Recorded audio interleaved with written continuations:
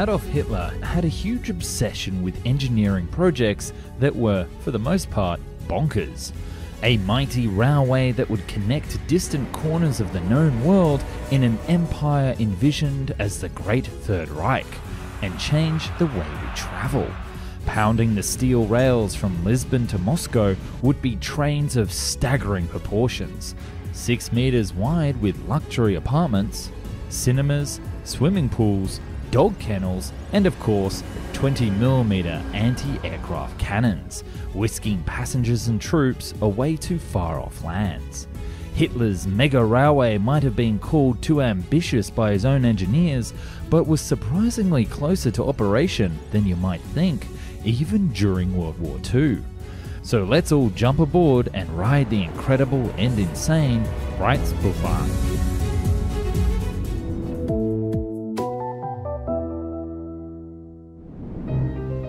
Nothing was too big in scale or too implausible in execution for what the Fuhrer dreamt up, whatever the scheme that caught his feverish fancy. For vast empire, you need a vast transport solution.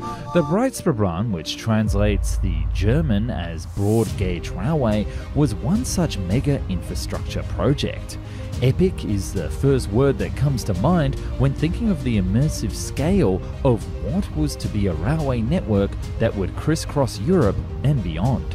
Initial lines for the railway system were to be between the German cities of Hamburg, Berlin, Nuremberg, Munich, and Linz. Other, grander proposed routes were something of a lesson in European geography. For example, the east-west route would be between Rostov in Russia and Paris, and included stops in Kiev, Ukraine, and Krakow in Poland, as well as Berlin. Or take the north-southeast route, which would be between Hamburg and Istanbul, taking in major European capitals such as Vienna, Budapest, and Belgrade along the way. Other routes included those between Dresden in eastern Germany and Rome, and that between Munich and Madrid. Even more exotic routes that were touted early on in the project included far-flung destinations such as India and Vladivostok in Russia's Pacific Far East, with maybe even perhaps a direct route into Alaska, Canada, and beyond. One thing to note was that all these routes had one thing in common: the assumption that all destinations would be under the direct or proxy control of Nazi Germany. For such a radical rethink of European borders, it requires a radical rethink of train design. There were no less than 41 different designs for the locomotive offered by companies involved in the project. Classical steam locomotives, as well as gas turbine electric, diesel hydraulic, and electric locomotives were all considered, with power outputs ranging from 15,000 to 24,000 horsepower.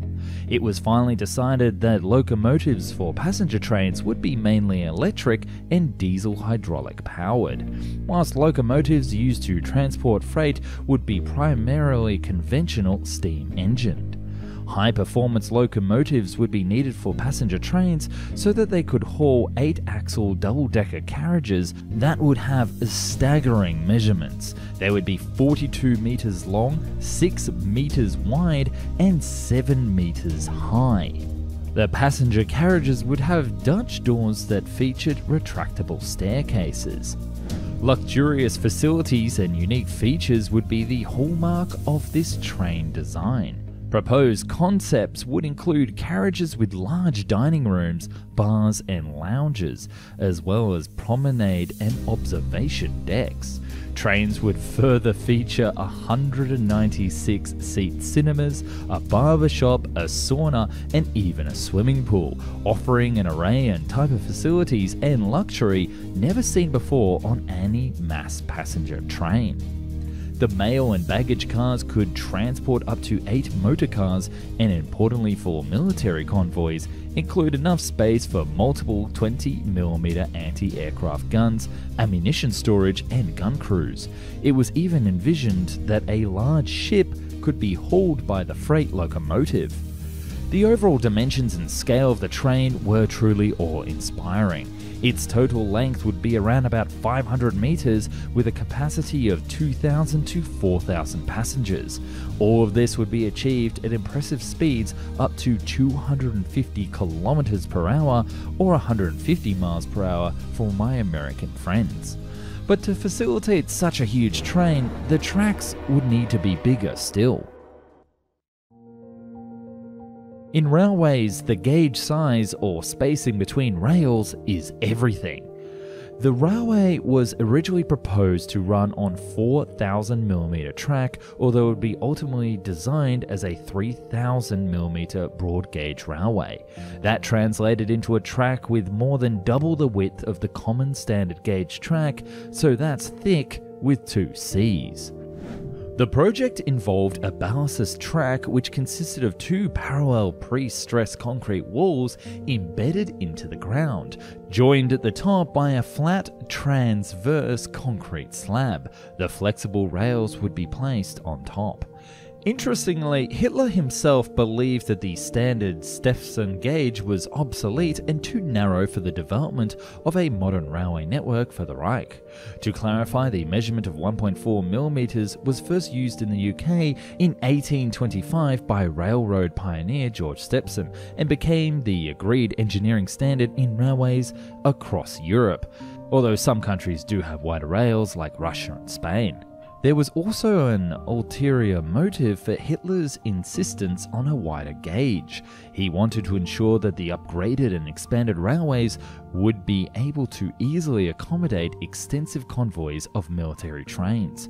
This was a man hell-bent on waging war with the rest of Europe, don't forget. At the time of planning, Germany's railways had been badly affected by the brutal reparations bill that Germany had been saddled with as the losing aggressor at the conclusion of World War I, courtesy of the Treaty of Versailles. The Nazi-era Deutsche Reichsbahn, or German Railways, was therefore personally tasked by Hitler with improving and rapidly expanding the country's track network and rolling stock. Nazi construction engineer Fritz Todt is central to the story of the railway and the concept of a much wider network. Todt rose rapidly in the Nazi ranks and was the man who oversaw the building of the country's highway or Autobahn network. Hitler, ever the man obsessed with all things grandiose, enthusiastically embraced Todt's ideas regarding the wide-gauge railway system. But other railway experts in Germany were not so enthusiastic about the project. They thought a new gauge, incompatible as it was with existing rail infrastructure in Germany and abroad, would be nothing but trouble. They also didn't see the need for such a vast railway system and proposed a less disruptive and compatible quadruple track standard gauge lines to be used instead. Hitler wasn't interested in their qualms, and what Hitler wanted, Hitler got. Hitler was even heard quibbing that Germany's rails being too wide didn't matter, since the rest of Europe was going to become of Germany anyway. And so, the project was greenlit. It would be an active project for the Nazis throughout World War II, comprising a staff complement of some 100 officials and 80 engineers, which, as you may know, was desperately needed by Germany for the war effort.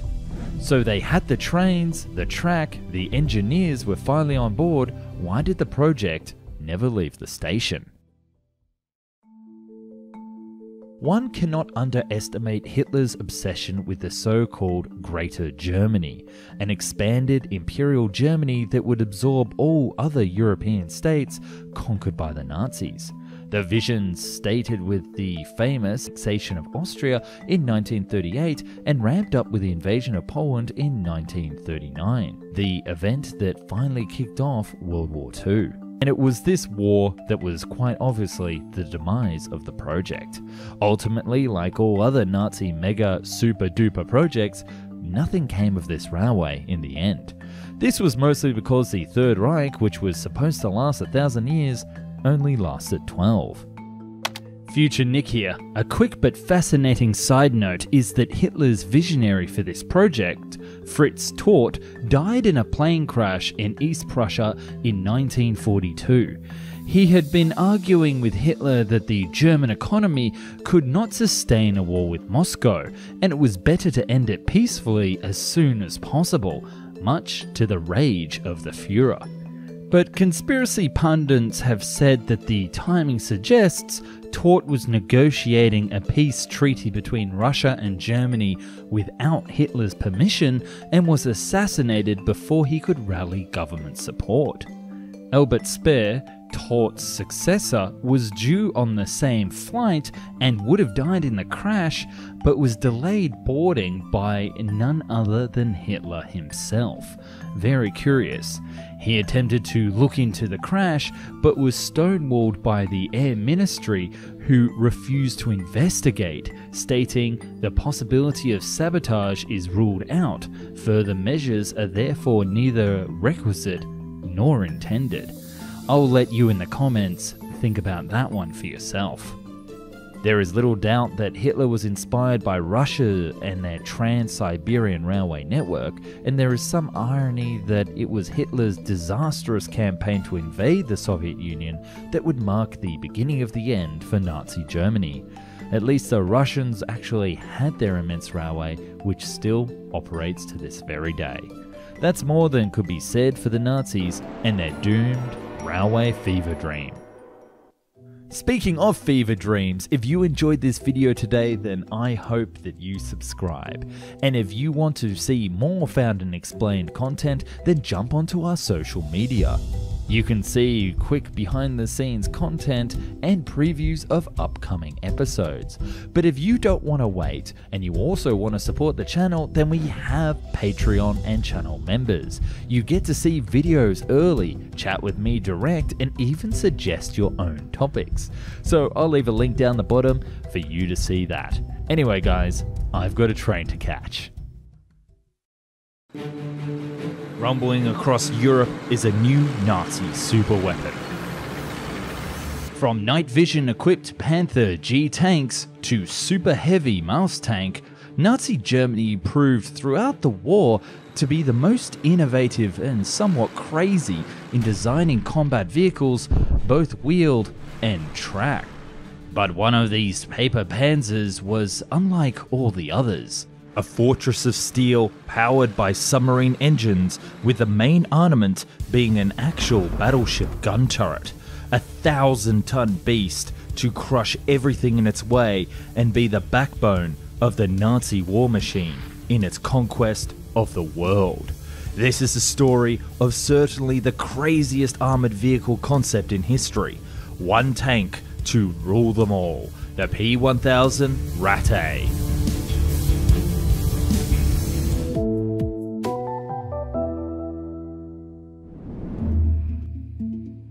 In 1941, the German war effort was looking for a new type of tank to combat the rise of Soviet armor.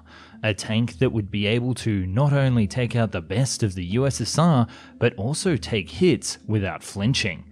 The study would eventually lead to the development of the 200-ton tank, the Panzer VIII Maus. But during the development, there was a rather interesting idea that the engineers couldn't quite shake. What if somehow they put a battleship on land? And like all insane ideas during the Nazi reign, when it reached Hitler's desk, it was approved. On the 23rd of June 1942, the director of Krupp, Edward Grote, suggested that they could build a 1,000-ton tank.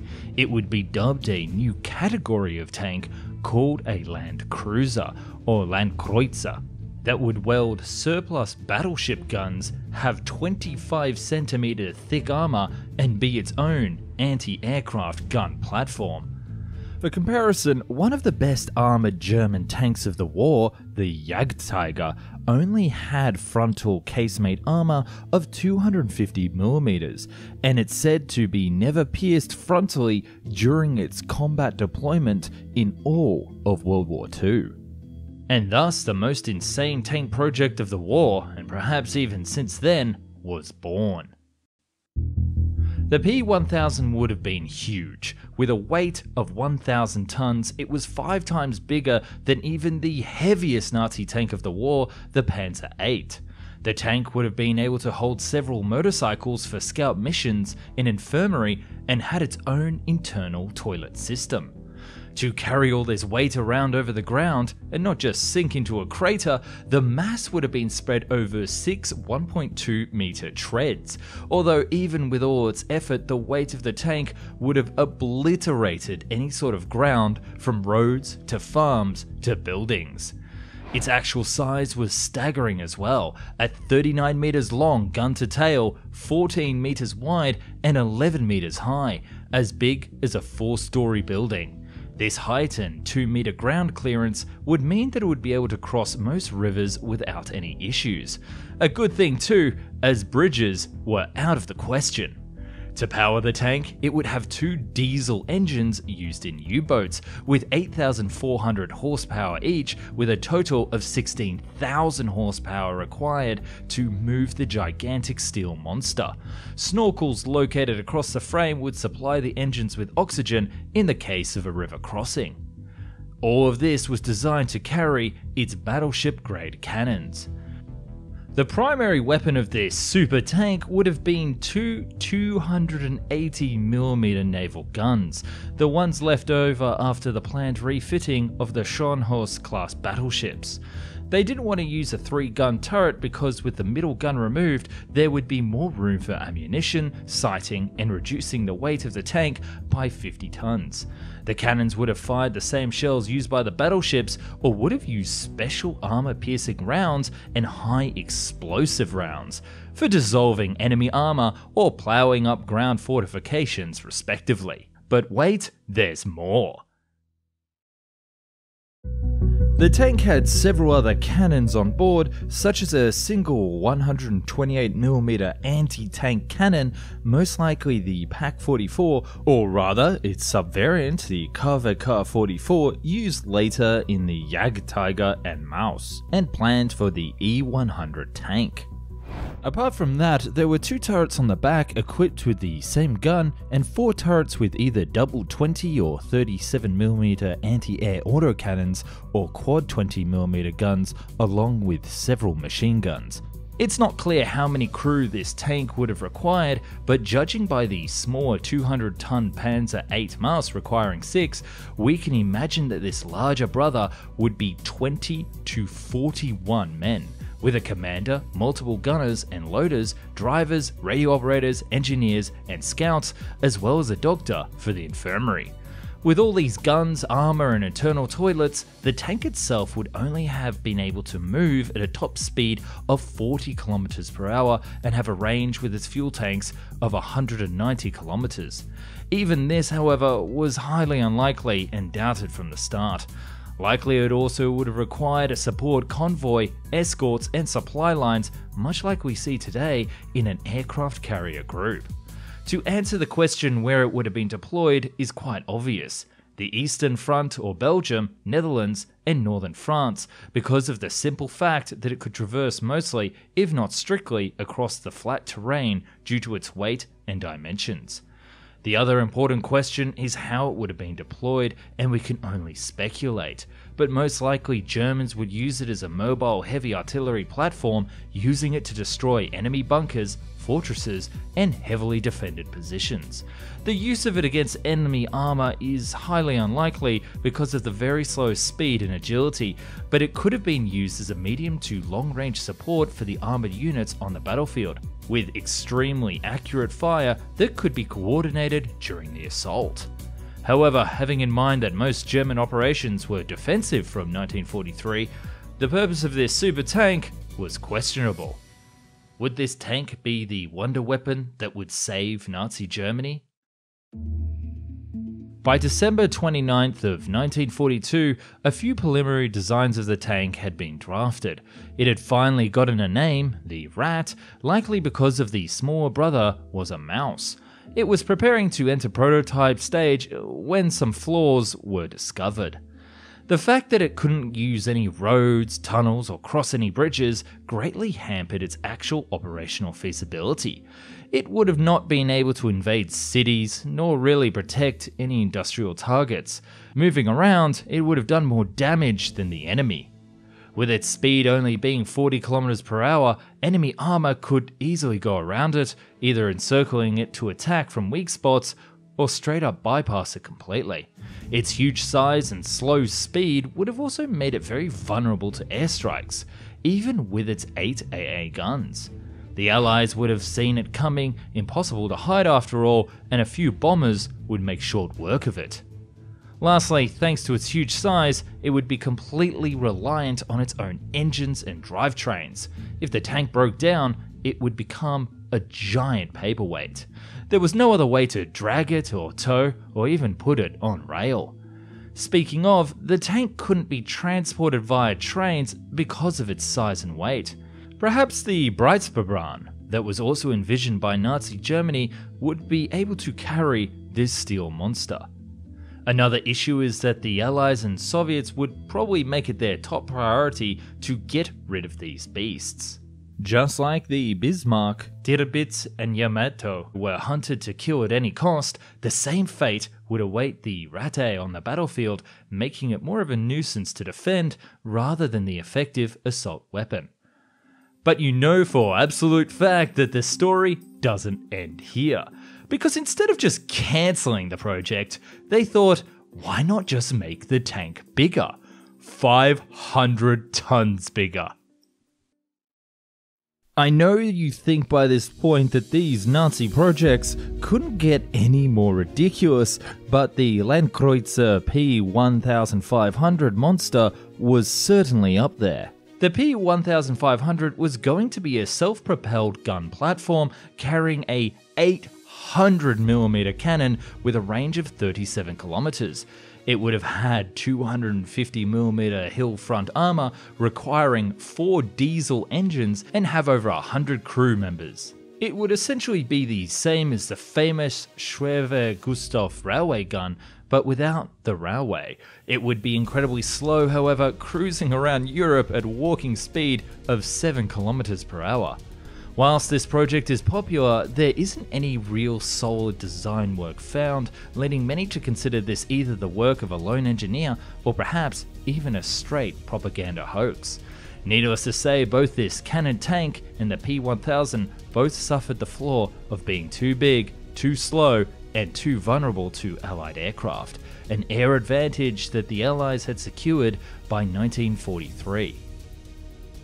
As such, the Minister of Armament, Albert Speer, cancelled both projects and the world never got its super tank. If you want to see more Nazi content, then I suggest you check out our other video about the insane Nazi railway, or perhaps the supposed Nazi experiments with UFO technology.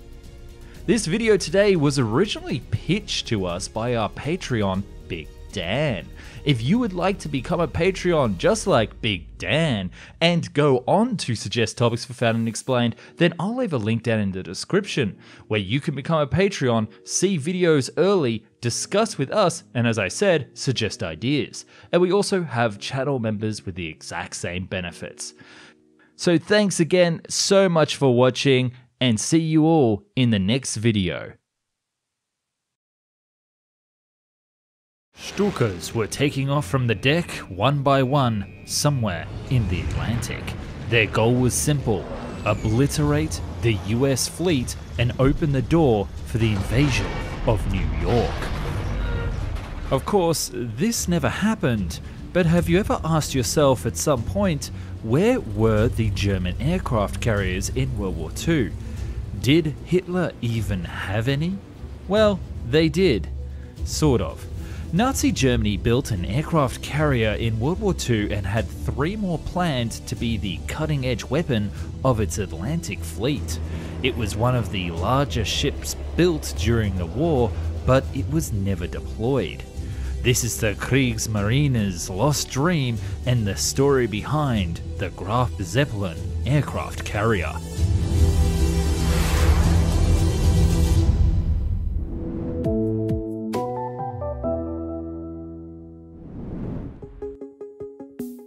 Now, you've all heard the word Zeppelin, And the first thing that pops into your mind are large airships, most notably the famous Hindenburg. But this Zeppelin was a bit different. Named after Count, or in German, Graf Ferdinand von Zeppelin, the inventor of the airships bears the name in his honor, the first German aircraft carrier of World War II. Hitler hoped that it would be one of the critical factors in beating the Royal Navy and dominating the seas.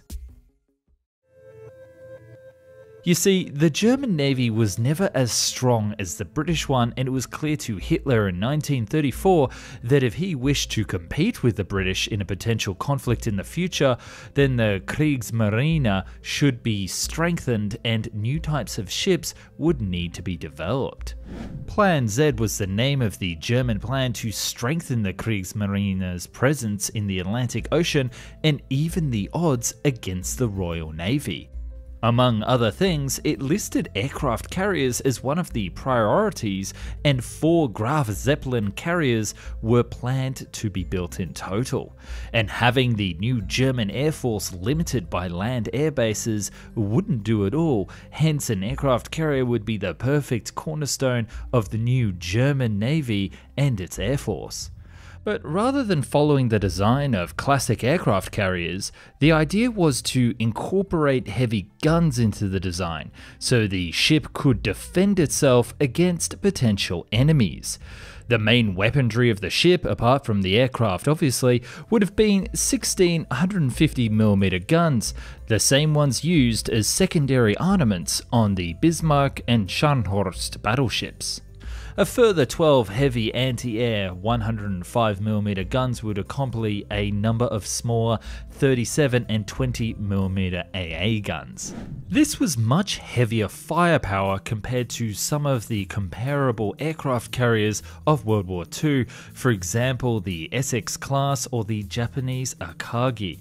Even compared to the USS Lexington, which were one of the largest ships of the war.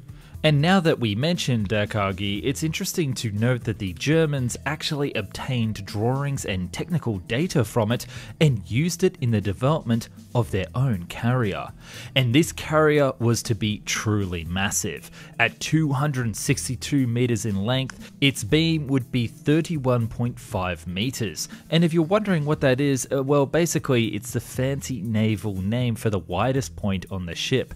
And its draft was 7.6 meters, where draft is the distance from the waterline to the bottom of the keel, or in simple English, the hull of the ship. Displacement of the ship was 33.5 thousand tons, and it had a maximum speed of projected 35 knots. Ironically, this huge aircraft carrier to take on the British could only exist because of the British. In an attempt to appease and improve relations between Germany and Britain, they had agreed to increase the displacement limit up to 38.5 thousand tons for aircraft carriers, greater than the limit of the Treaty of Versailles. This massive ship would also require a crew of 2,000, with 300 of them being aircrew and the rest sailors and officers. In terms of aircraft on board, we'll get to that in a minute, so just hang on. With the green light confirmed, the keel was laid in 1936, and we move forward 3 years towards the start of the war in 1939. The first ship in the series would bear the exact same name as its class and would be launched in 1938, with the second aircraft carrier undergoing construction, simply called Carrier B. As the war started, the Zeppelin ship was moved from Kiel, Germany to Gortenhafen, now Gdynia, in Poland. But with the invasion of Norway in 1940, Nazi Germany suddenly found itself with a ton of new beachside real estate to defend, namely all those beautiful Norwegian fjords. All the work on the Carrier A and B were stopped, and its 15cm guns were taken away to be mounted as coastal defense in Norway, and its 10.5cm flak cannons were also removed. It was then decided that the B carrier should be scrapped and focus would then move to the construction of more U-boats, as those had been very effective during the war so far. And the current Zeppelin hull, well, that ended up becoming a store for timber. But this isn't the end of the story. We move forward 2 more years to 1942, just after a little-known attack called Pearl Harbor. Success of the aircraft carrier in combat was widely proven by this point in time, and German Admiral Erich Raeder proposed to Hitler that the work should continue on the ship which the evil mustache guy, no not that one, had already approved. In the original plans, Graf Zeppelin was to carry Bf-109Ts and U-87C aircraft, along with the Fieseler Fi-167 torpedo bomber. So that's up to a total of 42 aircraft on board. However, in 1942, Raeder wanted new aircraft specifically designed to be launched from an aircraft carrier, just like the many that the Japanese and Americans had deployed in the Pacific, namely the Messerschmitt 155 or the naval version of the Bf-109. This project would be later developed by, and let me absolutely butcher this name, Blum und Voss, into a high-altitude interceptor made to fight against the US bombers like the B-29. Future video on that, anyone? Let me know down in the comments. Back to the story. His idea was rejected because by 1942, the Germans were knees deep into Soviet mud. Literally. And the Luftwaffe couldn't take on new projects, so it was decided to go back to the first proposed idea. The idea was to have the ship ready to enter the fight by 1943, with the aircrew already undergoing through special training. But again, Hitler being Hitler, you can guess what happened next. Because of the loss of both the Bismarck and the Scharnhorst, the overall poor performance of surface ships compared to the U-boat, the Führer ordered all work to be stopped on any new designs. He then removed Raeder from command and ordered to focus only on U-boat development. The ship was moved near Stettin and left there to rot for another 2 years before it met its sad end. The Red Army was advancing fast, and in 1945, Germans, aware that the war was lost and wanting to deprive the enemy of their beloved ship, which was pretty sad by this point in time, placed explosives and sunk the ship down into the depths. Unfortunately, the depths weren't very deep, and in the shallow waters off the coast, it ended up just being half sunk. The Soviets couldn't actually use the carrier for themselves again, but they weren't done with it. It was refloated in 1946, towed somewhere deep into the Baltic Sea, and sunk in a training exercise in 1947. A truly sad ending to a ship just like this. But in 2006, a Polish research vessel found the remains of the Graf Zeppelin aircraft carrier some 80 meters below the surface, around 35 kilometers from the coast. It was examined and with fair certainty concluded that this really was the last Zeppelin lying in its grave. So your question is, had this aircraft actually been built and deployed, it's hard to say whether or not it would have actually turned the tide of war. Rather, it's likely that this ship would have been a big target and hunted down, much like the Bismarck. Nazi Germany ended up lacking the resources to really take the fight to the US mainland, and a Pearl Harbor, New York-style attack didn't seem to be on the cards. Although had the Horten brothers also finished their America bomber, perhaps this aircraft carrier could have fixed the flaw with launching it to the US mainland. Let me know down in the comments what you think would have been the outcome had this aircraft carrier actually been built and used by the German forces. I would love to know some alternative history. And thanks again so much for watching, and if you don't want to miss the opportunity to see new videos, please hit that like and subscribe button, and check out the Patreon if you want to support the channel and see behind the scenes. I'll see you in the next video on Found and Explained. Near the closing hours of World War II, the Nazis started to experiment with more unconventional aircraft designs and technologies that some would consider unnatural. With the ability to fly in any direction at a moment's notice, invisible to radar, and the ability to launch guided missiles, this new flying saucer would have changed the tide of war. The question remains, did the Nazis ever actually build a UFO? And what happened to the project? Hold on to your disbelief for this extra spooky Halloween spectacular at Found and Explained.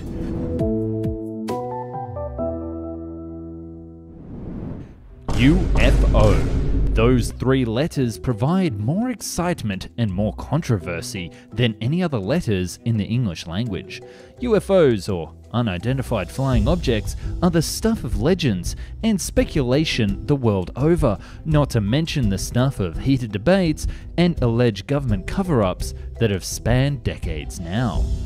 But before you start to wonder if you're somehow on the wrong channel, or if I've suddenly changed my focus from aviation to conspiracies of the alien variety, just relax. This video will still be about aviation, just aviation with a slightly more paranormal twist. As you may have guessed, the topic will be about UFO planes, or rather, UFO-inspired aircraft. Perhaps it shouldn't be too surprising that it was the Nazi Germans that were believed to have first tinkered seriously with the idea of UFO craft. After all, the evil empire, or the Third Reich, had a propensity for daft, even maniacal ideas, which was evident in some of the completely bonkers technology that they tried to invent. So it's not a stretch to imagine the demented Nazis making efforts to produce an alien-like aircraft. And perhaps the technology wasn't so unreal after all. Let's dive into it, shall we? It's well documented that Nazi Germany had conducted research into advanced propulsion technology. That included rocket technology too, of course, with the infamous V2 rocket being the precursor to intercontinental ballistic missiles that we use and have today.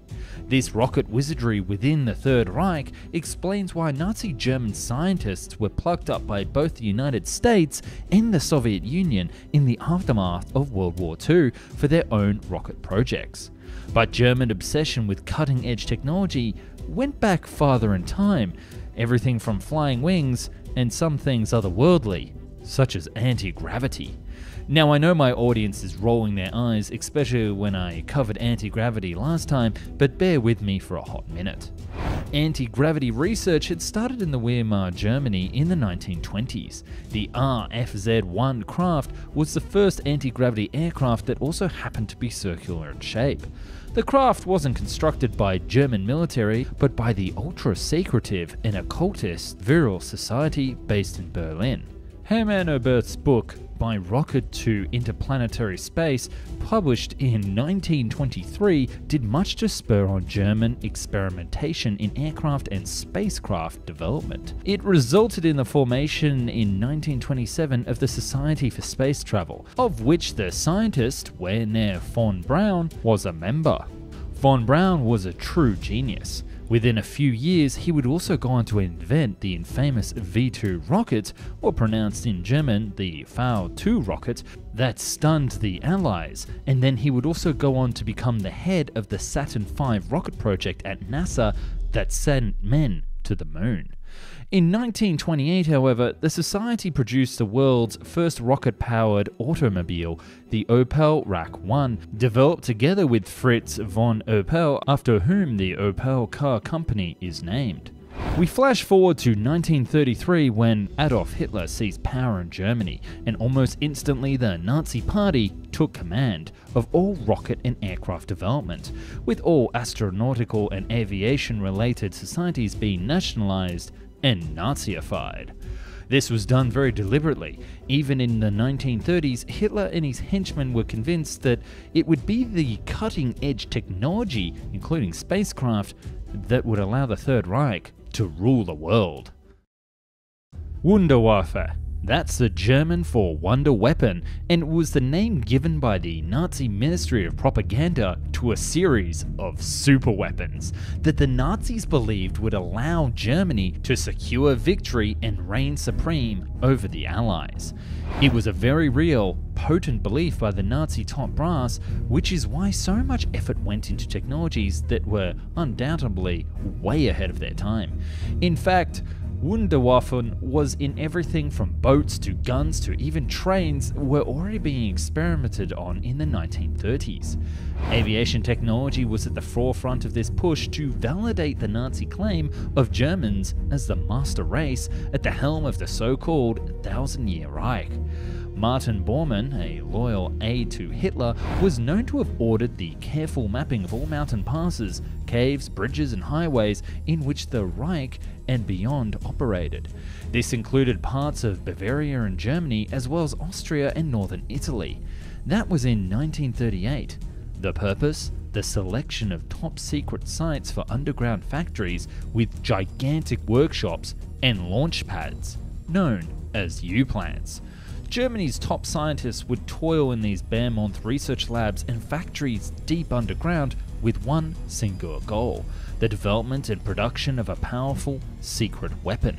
A slave labor contingency numbering 250,000 prisoners would complete work on these subterranean fortress-like labs, factories and launch pads, many of which would be linked by massive networks of tunnels and trains. Some of these wonder weapons would have been well documented and known prototypes, even working examples made of them. Others were more shrouded in mystery and even been debunked by some analysts as being pure propaganda myth. The Nazi UFOs are firmly in the latter group. No definitive Nazi UFO craft was ever seized, photographed, or in official use in the war. However, the allegations and conjecture around Nazi UFO craft are immense, and there is no denying that they certainly fit into the mold of what would have been a Nazi wonder weapon. It's believed by some that the Nazis had already perfected some form of circular-shaped aircraft designs just before the war. It was in 1939 that Heinrich Fokker, an aviation pioneer and co-founder of the Focke-Wulf Aircraft Company, was issued with a patent for a saucer-shaped craft with enclosed twin rotors. The craft's power system was described in the patent as follows. The exhaust nozzle was forked in two at the end of the engine and ended in two auxiliary combustion chambers located on the trailing edge of the wing. When fuel is added to these combustion chambers, it will act as afterburners to provide horizontal propulsion to Fokker's design. The control at low speed is achieved by alternatively varying the power from each auxiliary combustion chamber. Then there was the various codenames or subclassifications designated by the Nazis to a number of secret aircraft projects that strongly suggest that something circular and even otherworldly was being developed. Okay, now please remember, excuse my somewhat rusty German. Buongiorno. So here goes a list of names that were code for top secret aircraft projects. Rundflugzeug, Feuerball, Diskus, Haunebu Gerät, Frill, Kugelblitz, Andronergerät, Flugkreisel, Kugelwaffe, Jenseitsflugmaschine, Reichsflugschreiber, to name a few. Now, if you're German or you understand how German words are pronounced and you think I've done a pretty good job, I would love for you to hit that subscribe button. Even if you think I've done a terrible job, a subscription would really help boost my morale after getting through that, and you can wait till the credits to hear my first attempt. But all of this does beg the question, well, why all those codenames if not for something that strongly suggests a UFO type craft was being developed or at least considered? And then there was Victor Schauberger, a fascinating man who was both a scientist and environmentalist. It was alleged after the war that the Austrian scientist had been involved in the production of UFO-type craft, and that he even flew one near Prague in Nazi-occupied Czechoslovakia in 1945. Schauberger's son later claimed that his father had 1934, who was said to be fascinated by the scientist's obsession with harmonizing propulsion with how it works in nature.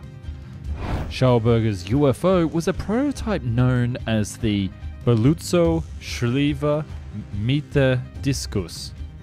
It was 6.7 meters or 22 feet in diameter and could supposedly travel at 2,000 kilometers or 1,242 miles per hour, with plans for it to go twice as fast as that. The craft could also reach 40,000 feet or 12,000 meters in less than 3 minutes. It's been further alleged that the Italians were assisting the Nazis with their experimental craft at the Fiat experimental facility at Lake La Garda in northern Italy. In 1950, Professor Giuseppe Beluzzo, an engineer who had been an economics minister under Mussolini and whose name was given to the Schauberger craft, stated in an interview that the Italians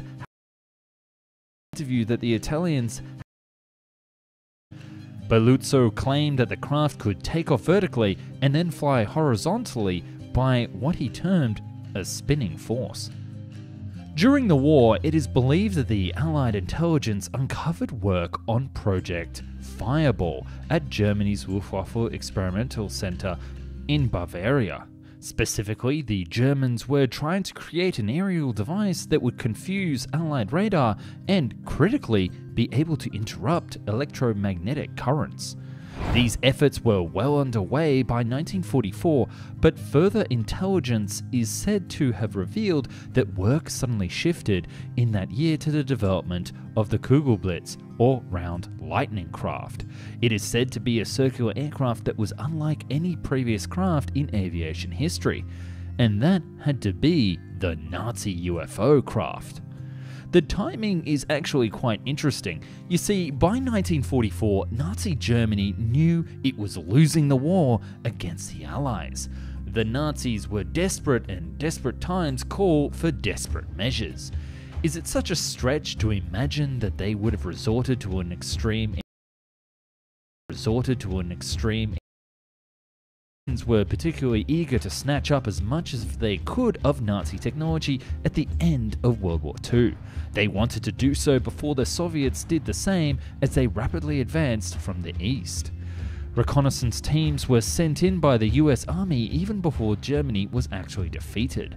There have been claims that what they encountered were plans by the Nazis regarding UFO-shaped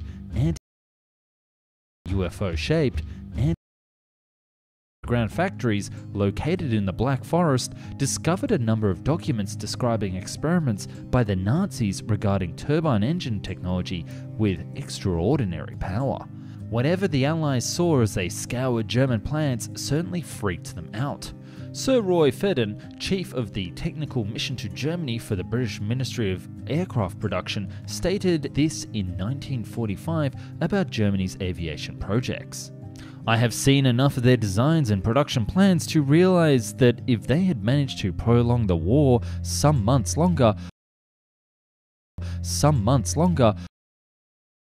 developments in air warfare." Years later in 1956, Captain Ruppelt, chief of the US Air Force Project Blue Book, was more specific about what the Allies encountered. When World War II ended, the Germans had several radical types of aircraft and guided missiles under development. The majority were in the most preliminary stages, but they were the only known craft that could even approach the performance of objects reported to UFO observers. Canadian intelligence agents found plans for an advanced circular aircraft when they ransacked the main Nazi rocket experimental complex used near the end of the war. The Canadian intelligence agencies challenged scientists at de Havilland Aircraft Company to make something from the plans. It's alleged that they were actually able to produce a so-called flying saucer prototype, and it even flew, a bit very briefly. Engineers were simply unable to master the propulsion system needed to keep the aircraft airborne for a sustained amount of time.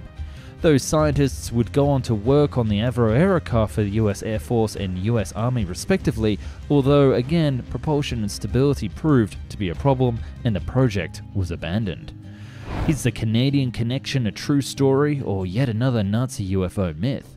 One cannot be known for sure, but it's cracking stuff. Of course, I can't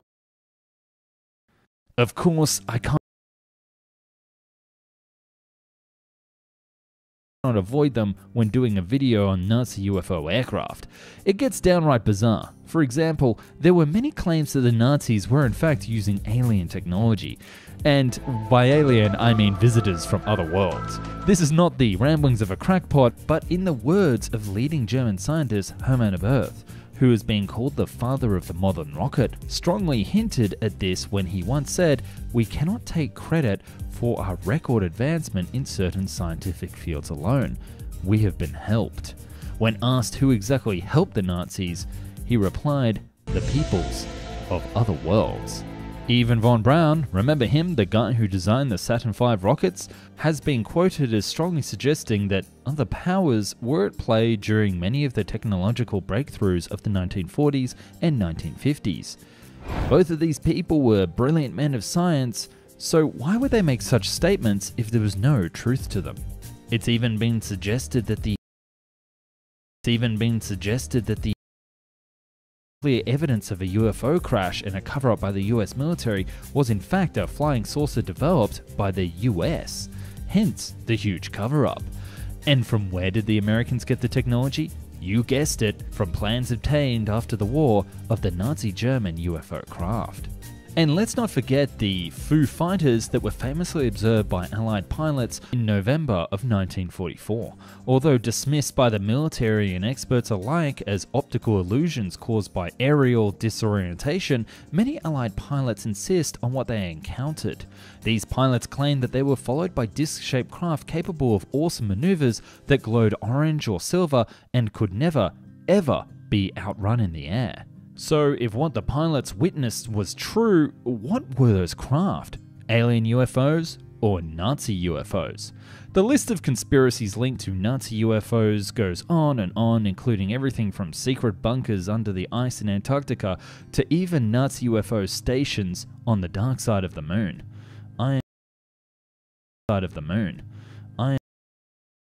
Suspected Allied military men divulged that the Nazis were developing a UFO-type craft, and statements by acclaimed German scientists suggest the technology was even alien. There may be a lot bonunkum attached to the whole issue of whether or not there were even Nazi UFOs, but one thing is for sure, however, some of the allegations are undoubtedly very compelling. And it's up to you sitting there at home if you choose to believe. Speaking of belief, I believe that you sitting right there and now would love to follow Found and Explained on the following social medias. Jump onto Facebook, Instagram, Twitter and TikTok to follow one of your favorite aviation channels. That's me. And also, if you want to talk to other fans of the channel, we have a Discord where you can jump on, chat to me, and even suggest topics for future videos. And if you want to join the Found and Explained family, we have channel memberships and Patreon, which you can click on to see videos early and appear in the lovely credits just like these people. Rundflugzeugen, Feuerbu, Diskus, Haunibu Geräte, Adromenende Gerät, Flugkreisel, Kugelwaffel, Jenseitsflugmaschine, Reichsflugscheibe, Guggenheimer. I can't do this. This is insane. Are you serious? These names are... Welcome to Found and Explained, ladies and gentlemen.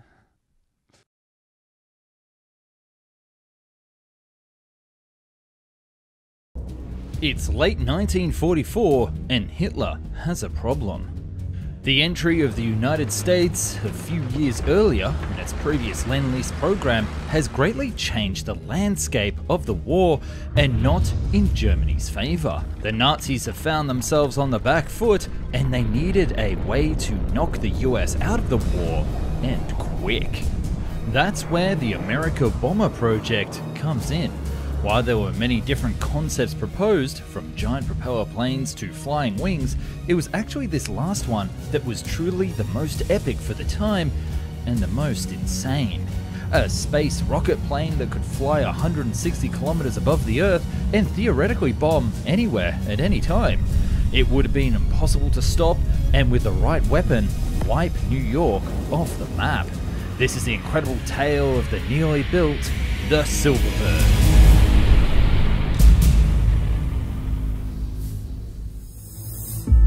A space plane at the time was a radically new idea, completely changing flight that had been previously pioneered. For example, this Silverbird wouldn't have even taken off from a runway. Instead, it would first power up along a 3-kilometer long track with a rocket engine caboose to push the main craft up to 1,930 kilometers per hour before going airborne. So this is seriously the fastest train ever built at this point. Then once the main aircraft was airborne, it would fire its own onboard rocket engine to climb up to an altitude of 145 kilometers. Yes, that's 90 miles straight up, or 450,000 feet. At this point, it's a rocket ship traveling at 21,800 kilometers per hour, which would have broken several speed records all at the same time in the name of conquest. But the really interesting part is what happens next. Now, the Silverbird would start to glide back towards Earth and slowly start to re-enter the atmosphere, particularly the stratosphere. The increasing air density would slowly increase the friction on the bottom of the aircraft and, in turn, generate lift. The result would be something only described as a bounce, as the aircraft's speed would rapidly translate into lift and higher altitude, causing the Silverbird to once again rise out of the Earth's sky. This process could be repeated again, with the bounce translating into a longer distance traveled. Now, energy can't be created from nothing, and each bounce would be smaller than the one before, but the scientists believe that this range extension would be enough to get it over the Atlantic and complete its mission, dropping a whopping 4,000 kilo bomb on New York. Now, the exact nature of this mega bomb is unknown, but we do know that the Nazis were on the cusp of figuring out the nuclear option, and if the war had dragged on for longer and this project went ahead, it could have been possible that this aircraft carried nukes on board. The Silverbird, now victorious, would continue to bounce and may have even had enough altitude to cruise over the northern Pacific to drop down somewhere in Japan-controlled China. The crew would then be taken back to Germany for another mission by conventional means, with the Silverbird being packed up and transported by rail. A total journey of 19,000 to 24,000 kilometers all around the Earth. All thanks to the brilliant design of this aircraft. The Silverbird was effectively a 100-ton space plane with 90 tons of fuel, 5 tons for life support, and another 4 for armament. The front, expected to deal with the vast heat load on re-entry, was not a window, but a television. At least some sort of proposed film projector of some description that worked through a rudimentary periscope to give the pilot quite the view of the Earth. The pilot's cabin would be for one, and it would be pressurized. They would have a storage area for food and water for the long-haul trip, but not many other comforts. The cabin would also be surrounded by coolant tubes in order to ensure effective heat management. Otherwise, it would have been an oven on board. The bomb bay behind the pilot would have had room for 4,000 kilos of weapons, and each bomb could be controlled via remote television to its destination. The accuracy and the technology required was doubted, but the Nazis were pretty happy that the bomb would land somewhere in the region of 400 miles to its destination. There would also be a tricycle landing gear that would be used when it arrived in Japan, and the spaceplane would also have a simple flight control surface to steer it as it came in. Now in my notes, I couldn't exactly find any sort of parachute system or ejection system for the pilot, so you gotta believe that the pilot was very brave to get on board. But perhaps not as brave as the man who came up with the idea. Our story of this madness actually begins back in 1942, when the Nazis needed to figure out a solution to their age-old enemy, the Atlantic Ocean. America, who had just entered the war, had its industrial base located far away from the front lines over the sea, and the Nazis needed a way for their planes to get there. The Nazis dubbed this program the America Bomber and issued a notice to their top engineers and aircraft firms to come up with a new aircraft that was up to the task of the savage mission. But it's not our gang of usual suspects like Messerschmitt or Junkers that are the center of attention this time round, but rather a rocket scientist by the name of Eugene Sanger. Sanger was a brilliant rocket scientist who had previously rose to fame before the war with his theories of using rockets to punch through the atmosphere. His work was so prolific that he was alike to von Braun and was recruited into the same Nazi war machine. Ironically, this would become a deep rivalry, but we'll get to that later. During the development of various V1 prototypes, such as the A7, he realized that if the rocket entered the Earth's atmosphere at a specific angle, it would bounce off the increasing atmosphere, much like a pebble does off the surface of a lake. And perhaps even those bounces could be translated into further distance, the very basis of the Silverbird. With this idea, in December 1941, Sanger sent his proposal for the suborbital glider to the RLM under the proposal of rocket propulsion for long-range bombers, seeking a substantial sum to build a prototype. Alas, the 900-page proposal was regarded with disfavor from RLM due to its size and complexity, and the fact that the war was heating up in a bad way for Germany. The powers that be parked his proposal. They needed results yesterday and were looking for a new type of aircraft to simply win them the war. But that didn't dissuade Sanger, and he went back to the drawing board. Working with his wife, who was also a famous rocket scientist called Irene Brett, they worked around the clock and came up with a workable 400-page plan of a rocket plane, the Silverbird that we know today. They set it out to all the famous Nazi names: von Braun, Messerschmitt, Heisenberg, Focke-Wulf, Heinkel, and Professor Dorner himself. The report detailed 2 manned and 1 unmanned version, and they were called the Antipodal Long-Range Glider and the Intercontinental Long-Range Glider, and I'll let you pronounce those names in German back at home. The report was so controversial that the German government hid it from everyone without top-secret clearance and put it in a safe under guard for 24 hours a day. It seemed like only a moment was wasted before they got to work to build this proposal. Well, not really. What happened?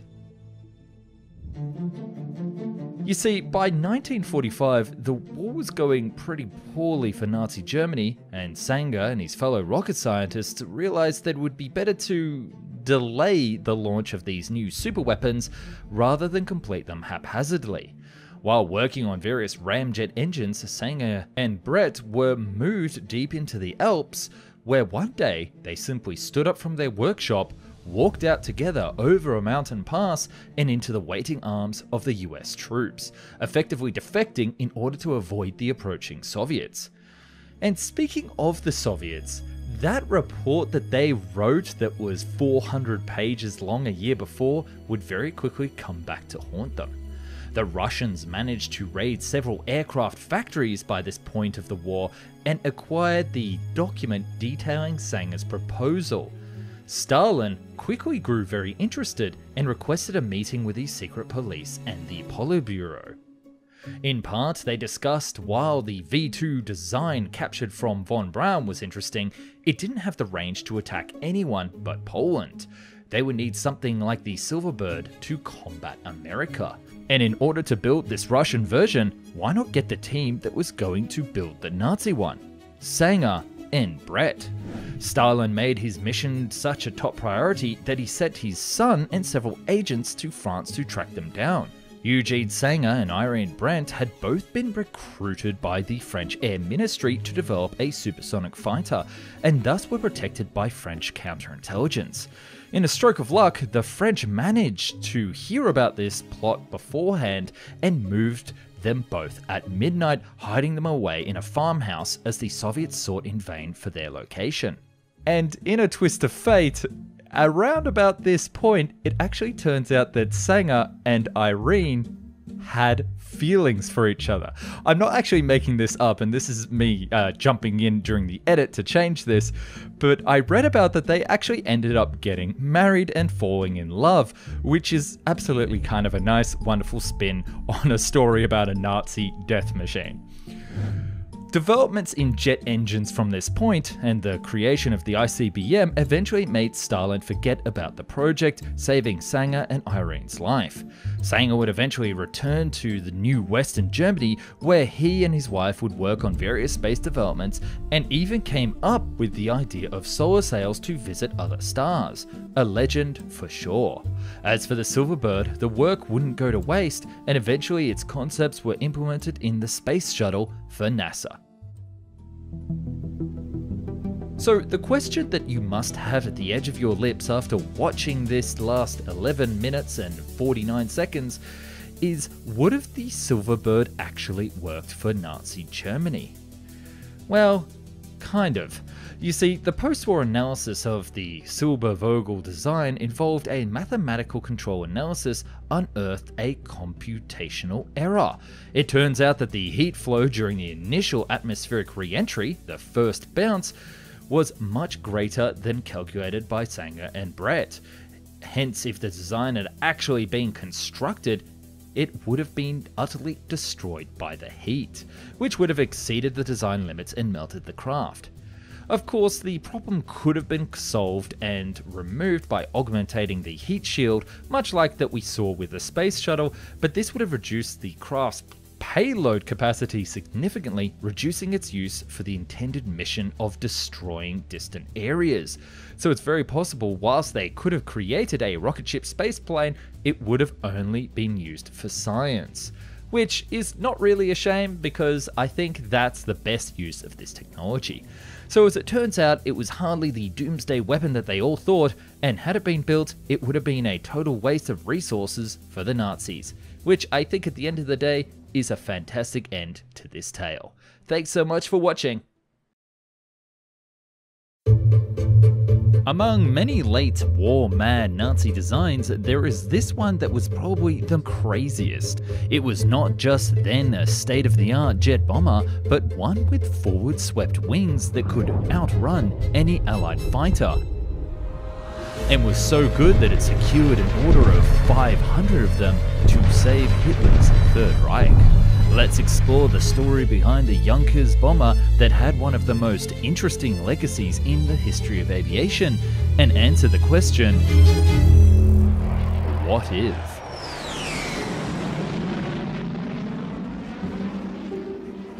The issue that plagued most German bombers during World War II is that their counterparts were simply much better in payload capacity. The heaviest German bombers of World War II, the Heinkel 177 Greif, was behind both the Avro Lancaster and the B-29, with its maximum payload being around 7,000 kilograms. By comparison, the Lancaster had 10,000 kilos and the B-29 with a whopping 12,000 kilograms respectively. A far cry from the idea that every Nazi aircraft was better in every way. But by pioneering jet engine technology in the late stages of the war, it opened the door to a whole new bunch of crazy and very fast aircraft. But no idea was more exciting to the Nazis than that of the perfect bomber. One that would be able to deliver massive amount of ordnance, outrun and outmaneuver Allied fighters, and if produced in large enough numbers, maybe stop the enemy advance on one front and allow the Germans to focus on the other, and perhaps even turn the tide of war. An impossible mission for the engineers, one might say, but there was this one trick up their sleeves, and it had to do with inverting the wings. Forward-swept wing design is an interesting concept, dating even before the start of World War II with the Soviet Belyaev DBLK. Around the same time, a German airplane designer called Hans Wocke was also working on the same concept, studying the regular swept wing design issue with early jet engines, namely how they did not provide enough lift at subsonic speeds. Forward-swept wings would allow for extra lift during takeoff with these early jet engines, help greatly with the maneuverability of the aircraft, increase the maximum speed due to lower drag, and allow for a larger payload capacity. The perfect solution, right? Well, it's not that easy. Although correct, there was one critical issue that the Germans kept coming up to with this wing design. During any maneuvers, extreme stress would be applied on the outer area of the wings and warp them in the opposite direction. A maneuver such as a dogfight. Materials such as aluminium, or aluminum for my North American friends, was one of the most advanced materials in use during that time, but it still couldn't handle this amount of stress. Meaning, forward-swept wings would never work with a fighter, but they might just work with a bomber. Now, the biggest advantage that they would get with this type of wing design is a huge single bomb bay, and it could be located in the perfect spot in the fuselage, the center of gravity. This was thanks to the root of the wing spar being further back compared to the normal wing design. So in 1944, the first prototype was completed, and to say that it was a Frankenstein plane would be an understatement. This project as a whole, although prospective, was just an aerodynamical testbed at the time of development, which leads to its Frankenplane point. The first U-287V1 was made out of, well, other planes. The fuselage was donated by the He-177, the tail section from the U-188, the main landing gear from the U-352, and here comes the best part, the front landing gear section was from a shot-down B-24 Liberator. Talk about using your enemy's tools against them. The engines for this prototype were the UMO 004, the same one used in the Me-262. Two of them in nacelles under the wings and another two in the front section of the fuselage. The landing gear was not retractable, and this would make it the only jet bomber in the world with such a feature. However, cover would be added around the wheels to eliminate extra drag, a similar solution to what was done on the famous Stuka. In August of 1944, flight testing started and the results were very promising. But the design was just about to receive some major upgrades.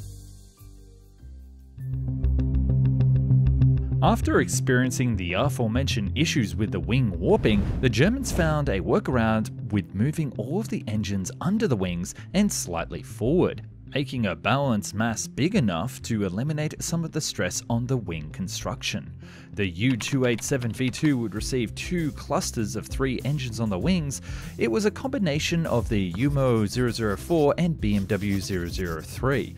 These engines were actually used on the He-162 fighters in the late war, so let me know if you'd like a video on that as well. Apart from these changes, the second prototype also had a pressurized cockpit from the U-288 and a completely new tail section.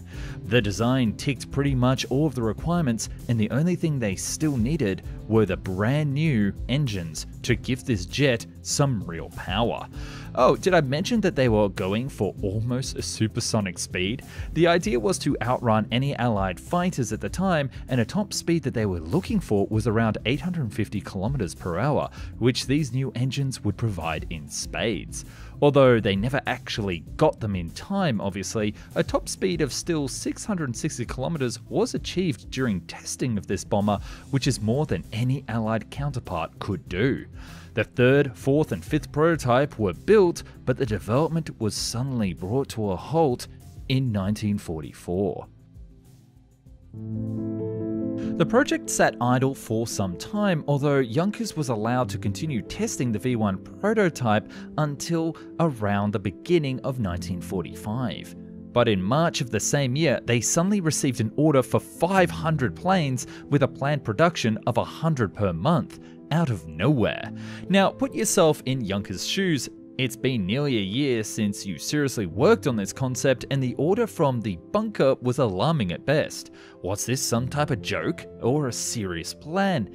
Unfortunately, we'll never know, but only a month later the Soviets would capture the production facilities in Dachau, and along with them, the whole team developing the aircraft. And you know that this wasn't the end of the story. The V1 and V2 prototypes were destroyed to prevent capture as the Soviets advanced, but the V3 and V4, the ones intended as serial production aircraft, were captured and transferred to the Soviet Union. Having all of the engineers, documentation and prototypes, the Soviets started developing their own forward-swept wing bomber called the EF-131. A larger EF-140 bomber soon followed with only 2 engines, because jet development was going very fast, pun intended, and there was no need for multiple engines anymore. However, the project was stopped in 1950s with the team shifted to more contemporary jet projects. The legacy of this design still goes on though in both Germany, Russia and the US. The German concept was led by none other than Fokker himself, who would go on to develop the only forward-swept wing commercial aircraft, the HFB 320 Hansa jet. The Americans developed the X-49 and the Soviets, and later on the Russians, developed the Su-47. We already have a video about this nutty Soviet design on the channel, so go check it out if you want to. So thanks so much for watching, and I'll see you soon on another crazy aircraft adventure.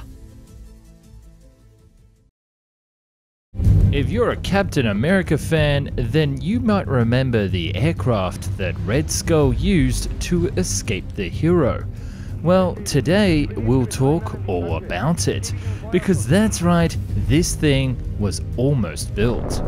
Tail-sitter designs was something tried over and over again throughout the history by both Americans, Soviets, even the French, but of course it was the Germans that would try this concept first, and it was none other than the legendary Focke-Wulf Bureau who tried to build a working tail-sitter aircraft back in World War II. Jump aboard and get ready to take off without a runway with the Focke-Wulf Triebflügel.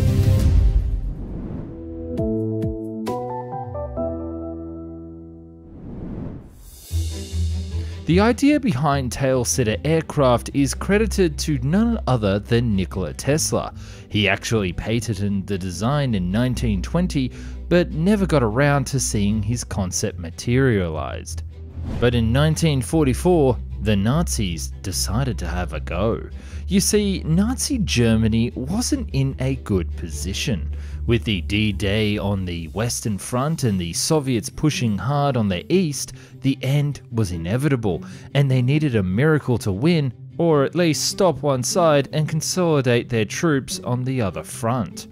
This led to the birth of some pretty imaginative projects, some of which we've covered and some that we'll be covering in the future, but this one was very distinct and weird. Focke-Wulf funded internally a new interceptor aircraft project that was to be made of cheap materials, use cheap fuel like hydrogen, and could be mass produced to defend strategic areas or factories which had no runways nearby, in a bid to save the German industry and turn the tide of war. The Triebflügel was a completely new design, one that threw away any previous aircraft design philosophy and went wild with the forces of gravity. The aircraft was to be VTOL capable, powered by 2 different propulsion groups. The main one was made out of 3 ramjet engines mounted on the tip of the propeller like wings below the cockpit.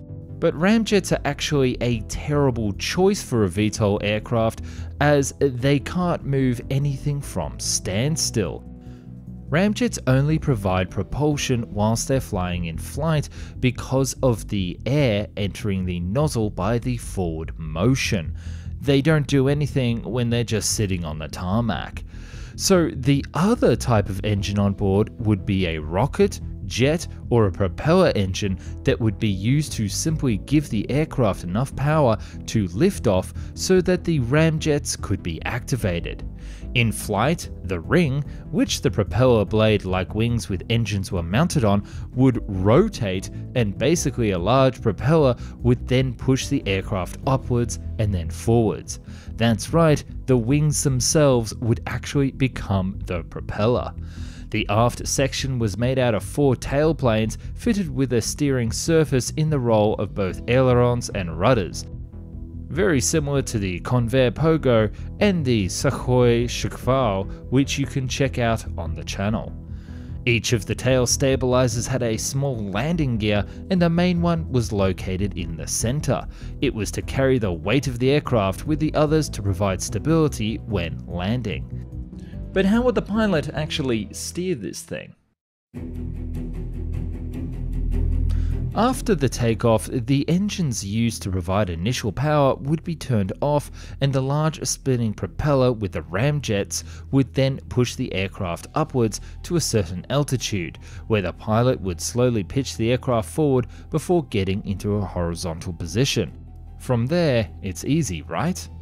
Well, to put it simply, it's not.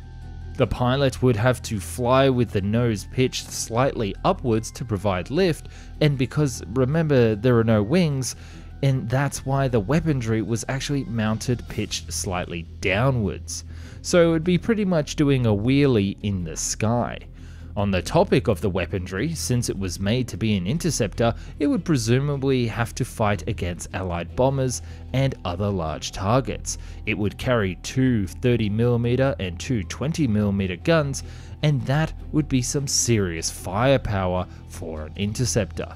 There was no need for other smaller caliber cannons or machine guns against fighters, because it was essentially a flying brick, although a pretty fast one, because during wind tunnel testings, the Germans deduced that speeds around Mach 0.9 could be achieved, which is frankly ludicrous. Whilst it sounded a bit like a mess, all of this so far was rather viable, and the project continued forward. That is until they started to look at the landings. Unlike the future tail-setter designs, this one wouldn't have a rotating seat for the pilot to be able to look over his shoulder when he came into land. This would mean that the pilot would be facing upwards during both takeoff and landing, and his visibility would be extremely bad, especially with that ramjet-powered propeller thing spinning like crazy right behind him. But this was still enough for the project to reach those wind tunnel tests. What happened next?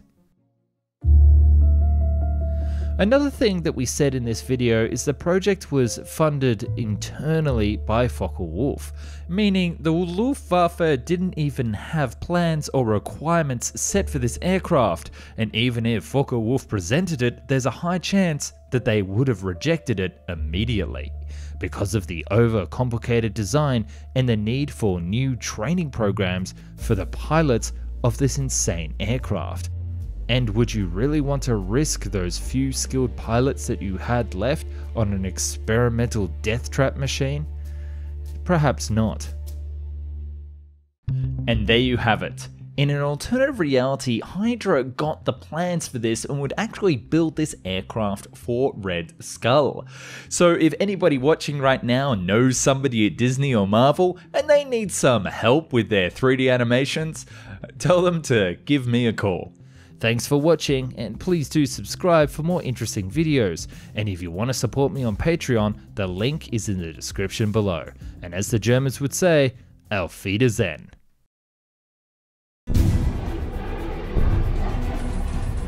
Near the end of World War II, the Nazis came up with a radically new idea for a fighter plane.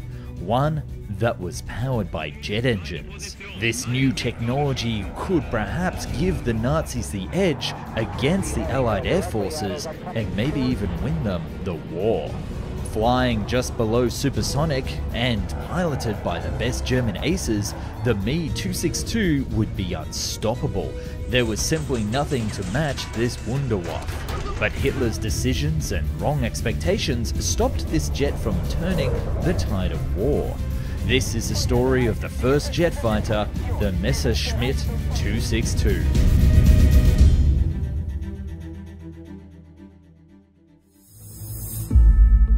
Ironically, our story begins with the Treaty of Versailles. You see, this unfair treaty, in air quotes, was to blame for the rise of German jet development. After World War I, this treaty was signed banning Germans from further development of piston engines. But there was no talk about new technologies like using rocket or jet engines. This pushed the German engineers into a direction of creating an alternative yet superior type of fighter plane. Heinkel was the first to start working on his design along with von Ohain with his He-178, which was the first turbojet aircraft to take to the skies just a week before the kickoff of World War II. On the other hand, British engineer Frank Whittle had also worked on a jet engine as a new propulsion method, but the British government didn't take him seriously at the time, and this gave the Germans a big advantage. After the war started and initial German successes, RLM, or the Nazi Ministry of Aviation, shifted their focus to aircraft they already had in service instead of working on this new jet technology. Because, well, if it works, why change it? However, Heinkel pushed forward with his design, building the He-280, but Willy Messerschmitt also took interest in this new jet engine technology, and soon enough, he proposed a new fighter known as Project 1065, just before the war started. You see, both Heinkel and Messerschmitt were brilliant engineers, but Heinkel didn't know how to play by the rules and didn't have the political backing the same way Messerschmitt did. This resulted in Hitler himself being impressed with this new jet technology, giving Messerschmitt essentially carte blanche in accepting any design that he could guarantee to be a feasible one. By 1942, the Me-262 had its first flight, and in 1943, legendary ace Adolf Golland flew the aircraft himself, being impressed by the performance and stating, "This is not a step forward, this is a leap forward." Everything was set for this new jet to become the backbone of the Luftwaffe, and let the Nazi Empire to strike back stronger than ever before. The most fascinating part of the Me-262 was its design. It was very ahead of its time. Its requirements stated that it needed to reach a speed of 850 km per hour, but actually doing service, pilots reported that they surpassed 900 km per hour. The wings were swept back 18.5 degrees to move the center of gravity and accommodate large and heavy jet engines in pods under the wings. Also, they will allow for lower drag and a better maximum speed. On the downside, however, this swept wing design had issues at lower speeds, especially on takeoff, which would allow allies to exploit it later, but I'll get back to that in a minute. It was armed with four 30mm Mk108 cannons, which would allow it for downing pretty much any bomber or plane in a single burst. Propulsion would be provided by two turbojet Junkers 004 engines, and they would be the first operational axial compressor engines in the world. However, they would also become one of the main issues for this jet fighter. The first variant of the jet was called the Schwalbe, or Swallow, was a fighter interceptor, and this was exactly what it was designed to do. But things started to unravel when Messerschmitt showed off this prototype fighter to the big bad himself. Hitler had other plans which would prove to be one of the fatal issues for the future of the Me-262 program, and perhaps even the loss of German airspace itself. With the imminent Allied invasion of France, Hitler thought that the best role for this new wonder weapon would be fast deep strikes into Allied territory, dropping bombs over France and perhaps even into England. Although it was completely a stupid idea, especially for a fighter jet, not a bomber aircraft, Messerschmitt still went with it and ordered fighter production to be drastically reduced and a new bomber version to be designed. This new variant was called the, and again I'm really trying here, the Sturmvogel or Stormbird, and it was developed but completely blocked the future development of the fighter variant. And this is when all the issues started to pop up and the engineers weren't around to fix them. D-Day arrived and the Germans were unable to stop the Allies on the ground nor build this new attack variant in time, and that's when Hitler got mad. Nein, nein, nein, nein, nein! In his rage, he issued a direct order to completely stop any fighter production and instead just pump out the attack bomber variant. In spite of that, the Luftwaffe started training pilots on the previously delivered fighters, and they were to be piloted by the very best of the best.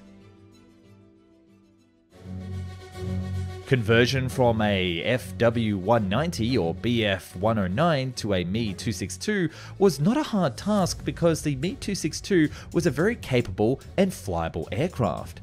However, it was easy for the aces, but manpower was the actual issue in 1944.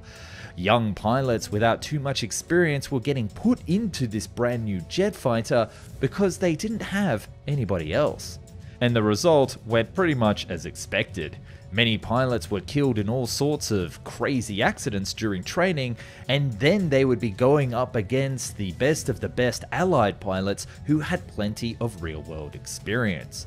But eventually these rookies got into fighter squadrons and were actually deployed on the battlefield. At first, the Me-262 was an absolute game changer. The Allies didn't even know what hit them. It was successful against fighters, bombers, and pretty much anything.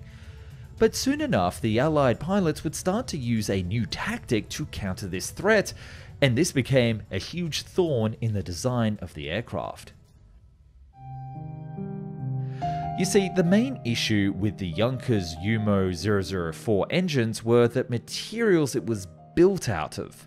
Because of the blockade and the inability to acquire rare and expensive materials, they were built out of steel which could not handle either the heat or the wear and tear in an axial compression engine. The Germans knew that nickel alloy was to be the solution, but the only problem is they couldn't access it. So these engines were plagued with reliability problems and would have to be frequently serviced even in the heat of battle. Another problem was that the production itself. The factories were constantly bombed by both the Soviets and Allies, and they would actually have to move the production of the Me-262 to tunnels, underground facilities, and even forests, where they would have to assemble the aircraft by hand.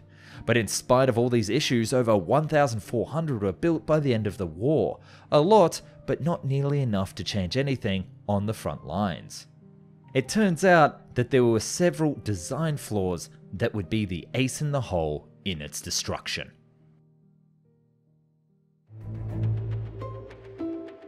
Allied fighter pilots would find out that the best way to counter the Me-262 was during takeoff or landing. As these planes were rising up into the sky, they would not be able to gain speed fast enough, meaning their main advantage was out. Many were also destroyed on the ground because raids were focused on airfields where these jets were spotted during recon missions. They decided to hit them hard on the ground before they could get up to speed. Whilst in the sky, inexperienced pilots would often make mistakes and it would cost them their lives. And American pilots flying P-51s found out that if they could somehow get into a dive or a downward spiral with the Me-262 during a dogfight, they would be able to catch up with it. But this wasn't the only issue with the plane. As the war ended in May of 1945, many Me-262s were left all around Germany, and they were the top prize for both the Americans, British, and Soviets to further develop their own aircraft. Many late 40s and other jet pioneer designs would be based off experiences with the Me-262, and although that it never had an impact on the war itself, it entered history as the first operational jet fighter, legendary and a beautiful design that we can still admire today. I'll be covering more crazy Nazi designs in the future, so don't forget to comment about what you would like to see, and thanks so much for watching, and I'll catch you in the next Found and Explained video.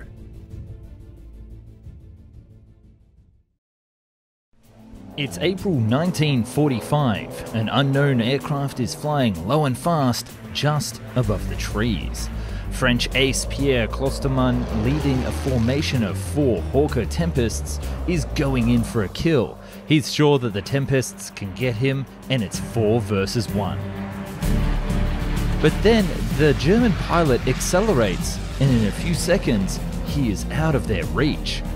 This wasn't a Me-262 nor a jet aircraft. How could he have escaped so fast? Today we'll be exploring the story of the fastest piston aircraft the Nazis ever built, the Dornier 335 Pfeil.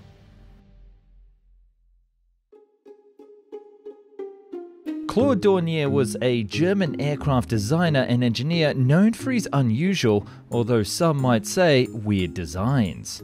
But he would actually gain his fame with the usual, more typical aircraft that we know, such as the Do-17, which was one of the main German light bombers in the early war, and the Do-24, one of the most famous seaplanes ever built.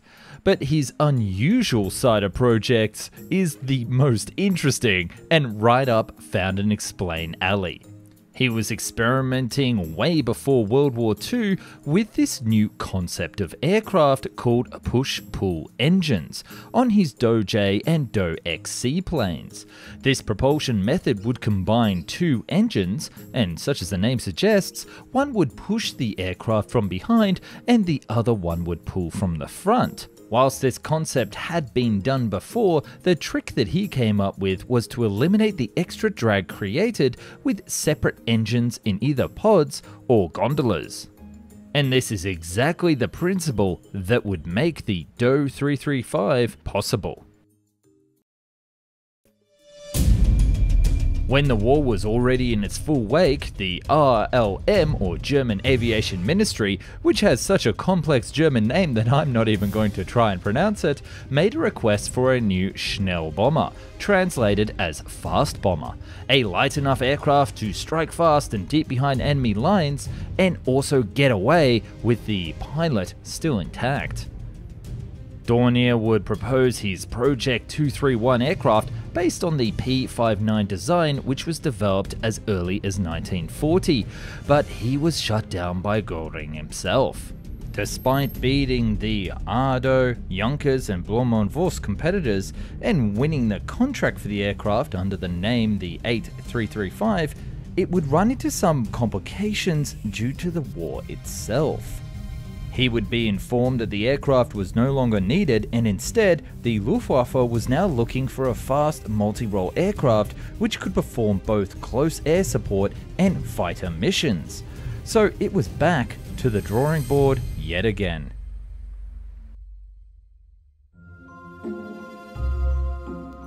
After redesigning the P-231, the Do 335 was finally born and got its suitable name, the Pfeil or Arrow.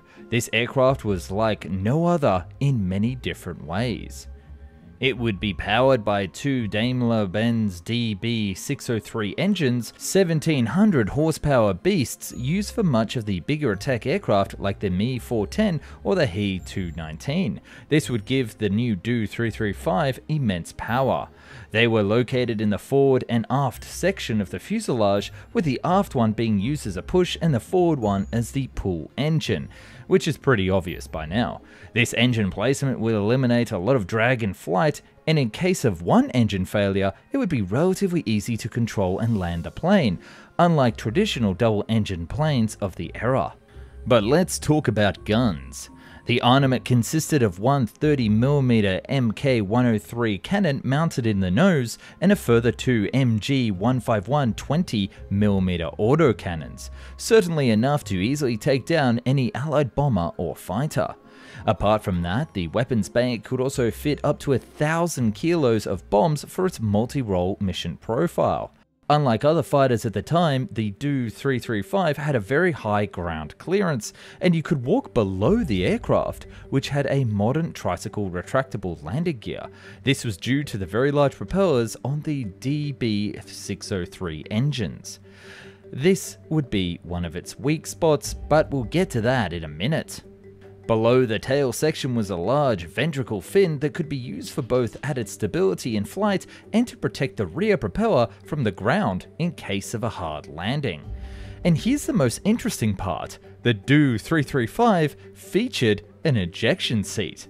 With a maximum speed of 760 km per hour, faster than a P-51 Mustang, Tempest, or pretty much any other Allied plane, it would dominate the skies. Well, on paper. After completing flight tests, pilots were very happy with the performance of the aircraft and sang its praises. Apart from aircraft with jet engines, this was the fastest aircraft that had ever been built by Nazi Germany. It was stable in flight, easily maneuverable, and extremely powerful. But it did have some tiny teeny issues, such as the landing gear.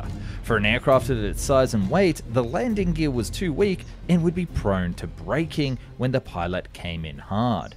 But this wouldn't stop the highest power in the land from taking notice. In 1944, and get ready for this word, let's see if I can do it right, the Jäger Nord program, or emergency fighter program, was started, and Hitler himself gave maximum priority to the Do 335. He saw it as a super fighter and could save Germany from increasing Allied air attacks.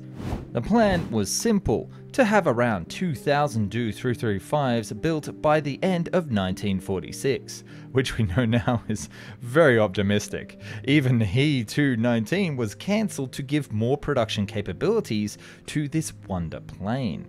But the Allies bombed the main factory in Munich, and production would be set back by a lack of engine deliveries at this stage of the war.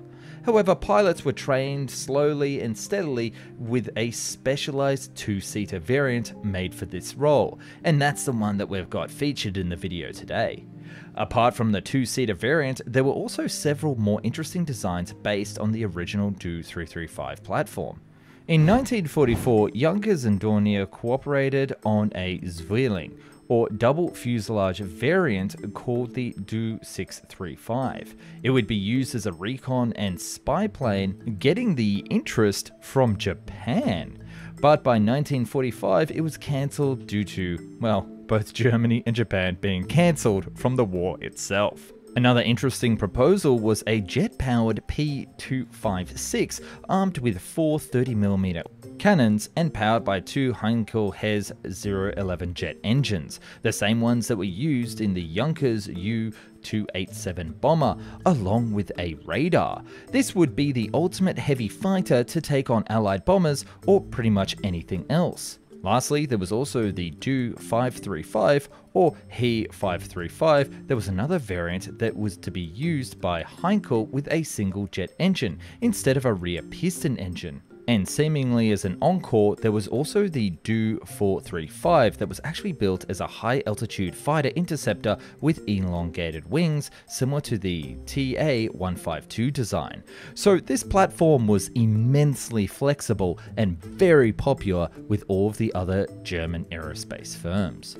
All of this can confirm that the Germans had big plans for this airframe, just not enough time or resources. So how did the Do 335 perform in combat? Well, it just didn't. With only 37 built and flown by the war ended, they simply didn't have an opportunity to use it in combat, at least that's what records say. However, as Klosterman said, he did encounter one Do 335 in 1945, which managed to easily outrun him and his unit and was not shot down. We can only speculate, but it's highly likely that the Do 335 would perform well in combat, especially against Allied bombers like the Me-262 did in its initial encounters. Allies would have probably found a way to deal with this new threat at some point, just like they did with the other Nazi jets, but it certainly would have made heads scratch in London and Washington. The only surviving airframe had an interesting story as well. It was transferred by the Americans for testing just after the war ended and then just rotted away for years before it was donated to a museum and then transferred back to the Dornier plant in 1974.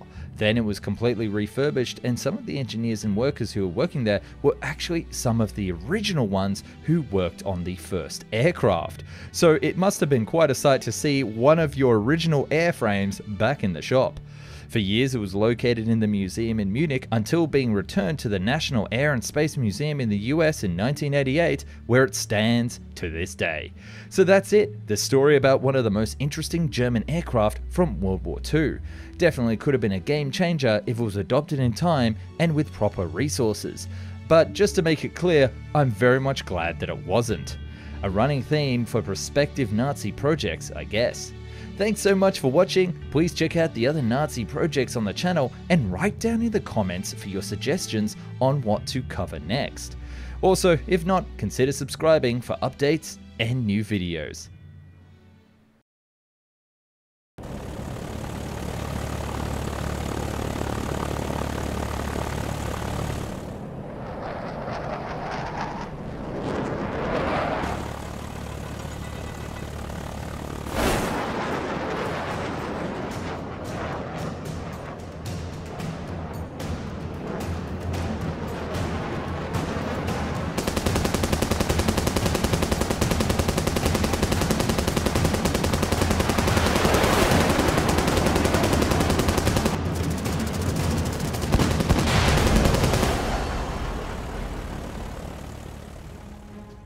In the waning hours of World War II, the Allies faced a new terror in the skies. It had twin engines, twin machine guns, and flew like nothing they had ever seen before. It was capable of flying faster than traditional planes, impossible to detect on radar, and would prove to be a winning hand for the defense of the Nazi state. But this alternative history never happened. The Ho 229 was a radical departure from modern aircraft design, and had it been rolled out, could have changed the outcome of the war, the way we design planes today, and even lead to something far more sinister. This is the original flying wing, the Horten 229.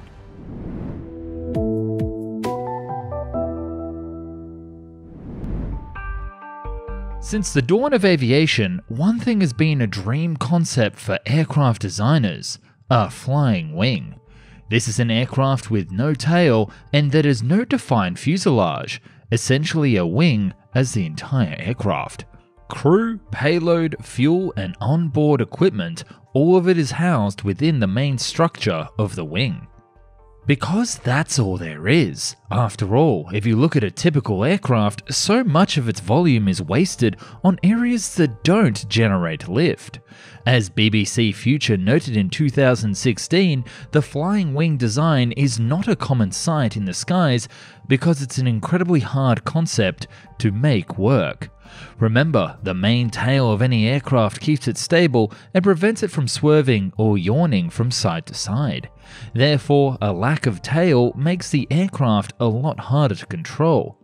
Even more of a challenge is what happens to an aircraft without a tail when its engine stops. That is, can it still fly during a stall? The ability to do that is an inherent capability that any aircraft has been able to do. So why would you make a flying wing aircraft that is inherently difficult to fly? Because a flying wing has several benefits. For one thing, it is difficult to spot on a radar, since it has no tail fins that are what usually bounce the radar waves back to Earth. And for another, a flying wing is sleek and smooth in shape, which means it has minimal drag. That should make it a lot lighter and a lot more efficient than most fighter jets. And lastly, it should theoretically fly faster than a conventional plane using the same engine. The famous Northrop B-2 Spirit stealth bomber, first released in 1989, is a modern example of a flying wing aircraft. Before that, Northrop was working on a propeller bomber design called the XB-35 and later upgraded to the YB-49 with jet engines. But believe it or not, they were not the first. If you go back more than 4 decades before the B-2 stealth bomber was launched into the skies, you will have a far earlier plan for a flying wing, and a fairly stunning one at that. It was the Ho 229, and it was set to revolutionize the air force of a certain country fighting a certain major war at the time. So let's see, an aircraft with a revolutionary design we've never seen before? Check. Said aircraft developed at the tail end of World War II? Check. And under top secret development by a country which had started the war and was starting to lose it by then? Double check. Now, what country could that possibly be, and what possibly went wrong with the project? The country, of course, was none other than Nazi Germany. After all, no other country came close to Germany in exploring new and often highly unorthodox aviation designs during World War II.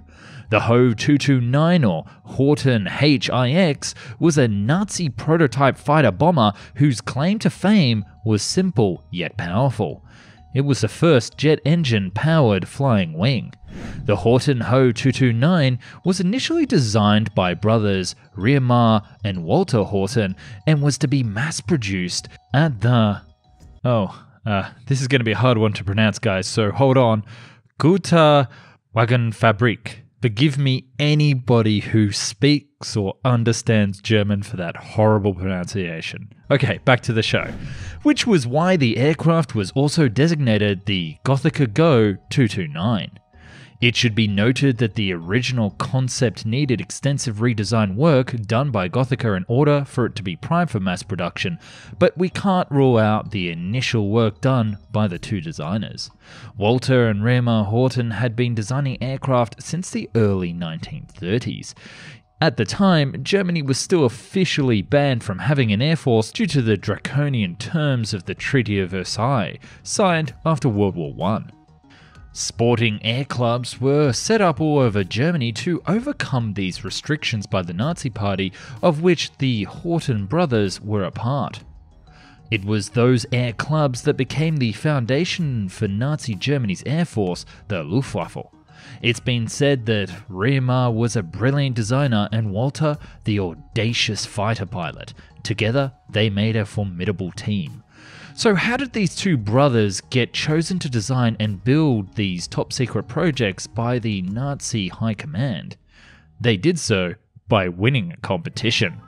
That's right, it was actually Hermann Göring, the head of the Luftwaffe, who in 1943 called for a light bomber design that would be capable of meeting the all-important 3 times 1,000 requirement. That is the ability for the craft to carry 1,000 kilograms or 2,200 pounds of bombs to a distance of 1,000 kilometers at a speed of 1,000 kilometers per hour, and that's 620 miles per hour for both instances. However, only jet engines could provide that type of speed. Furthermore, jets were extremely fuel hungry, which made the range requirement of 1,000 kilometers particularly challenging. The Ho 229 flying wing was the only design submitted to Göring that even came close to the tough 3x1000 requirement that he'd set. And unsurprisingly, the Horten brothers' design was the one to receive Göring's final approval. He immediately allocated 500,000 Reichsmarks to the Horten brothers to get several prototypes built and flown as quickly as possible to turn the tide of war currently raging in Europe. The Horten Ho 229 was a sleek number, measuring 7.4 meters in length at its center line with a total wingspan of 16.8 meters. The Horten wing concept addressed the whole engine stall dilemma that afflicts flying wing aircraft by ensuring that the aircraft would keep stable at all times. It achieved this by having a bell-shaped wing that was long and thin, or what is known as a high aspect ratio wing. This design principle meant that the weight of the aircraft would be spread over a greater surface area during a stall or engine cutoff, thus creating greater drag and allowing the aircraft to slow down and be controlled. By the way, several decades later, Reimar Horten's bell-shaped wing would be called nothing short of genius by Al Boers, a NASA chief scientist at the Neil A. Armstrong Flight Research Center in California. Boers says that the Horten wing not only cancelled out the yawing issues that an aircraft without a wing can suffer, but that it also dramatically reduced drag whilst at speed. The Horton Ho's cockpit height was decidedly low at 1.1 meters, although its overall height was 2.81 meters at its apex. Unsurprisingly, this made the space incredibly cramped that it only allowed for one crew member, and even that would be damn tight for that person with their head likely bumping on the top of the canopy. The Ho 229's range was highly impressive, 1,900 kilometers or 1,200 miles. Noteworthy too because it was far in excess of the 1,000 kilometer range demanded by the High Command. It also had a flying ceiling of 15,000 meters or 49,000 feet, which was useful in terms of stealth. The Germans didn't really know it at the time, but the British were using a rudimentary radar during the Battle of Britain, and this aircraft would have been highly decisive in those skirmishes across the English Channel. There was also that other speed requirement. The speed capabilities of the Horton Ho 229 were a little bit less impressive. The Flying Wings power plant consisted of two Junkers Jumo 004B turbojet engines with 8.83 kilonewtons of thrust each. That allowed for performance outputs of a maximum speed of 960 kilometers or 600 miles per hour, or Mach 0.77 at sea level, whilst having an acceleration speed of up to 977 kilometers or 600 miles per hour at its cruising altitude of 12,000 meters or 39,000 feet. And whilst all that jargon does actually sound particularly impressive for World War II, it didn't actually meet that requirement that we mentioned earlier of 1,000 kilometers per hour. Even so, it was said to possess a never exceed speed of just 1,000 kilometers or 620 miles per hour, which the conspiracy part of me thinks that the designers put it in there to make the head of the Luftwaffe happy. But then again, perhaps they were impressed by the takeoff speed of 150 kilometers or 93 miles per hour and a climb rate of 22 meters a second or 4,300 feet per minute, which was incredible for the day. In terms of armaments, the Ho 229 was hardly packing, being only able to carry two 30mm machine gun cannons. Nevertheless, the Nazis believed that an entire squadron of them would have been sufficient in what have been their main role, which was to hunt down and shoot the fleets of Allied bombers that were attacking Germany's industrial plants, main infrastructure, and largest cities.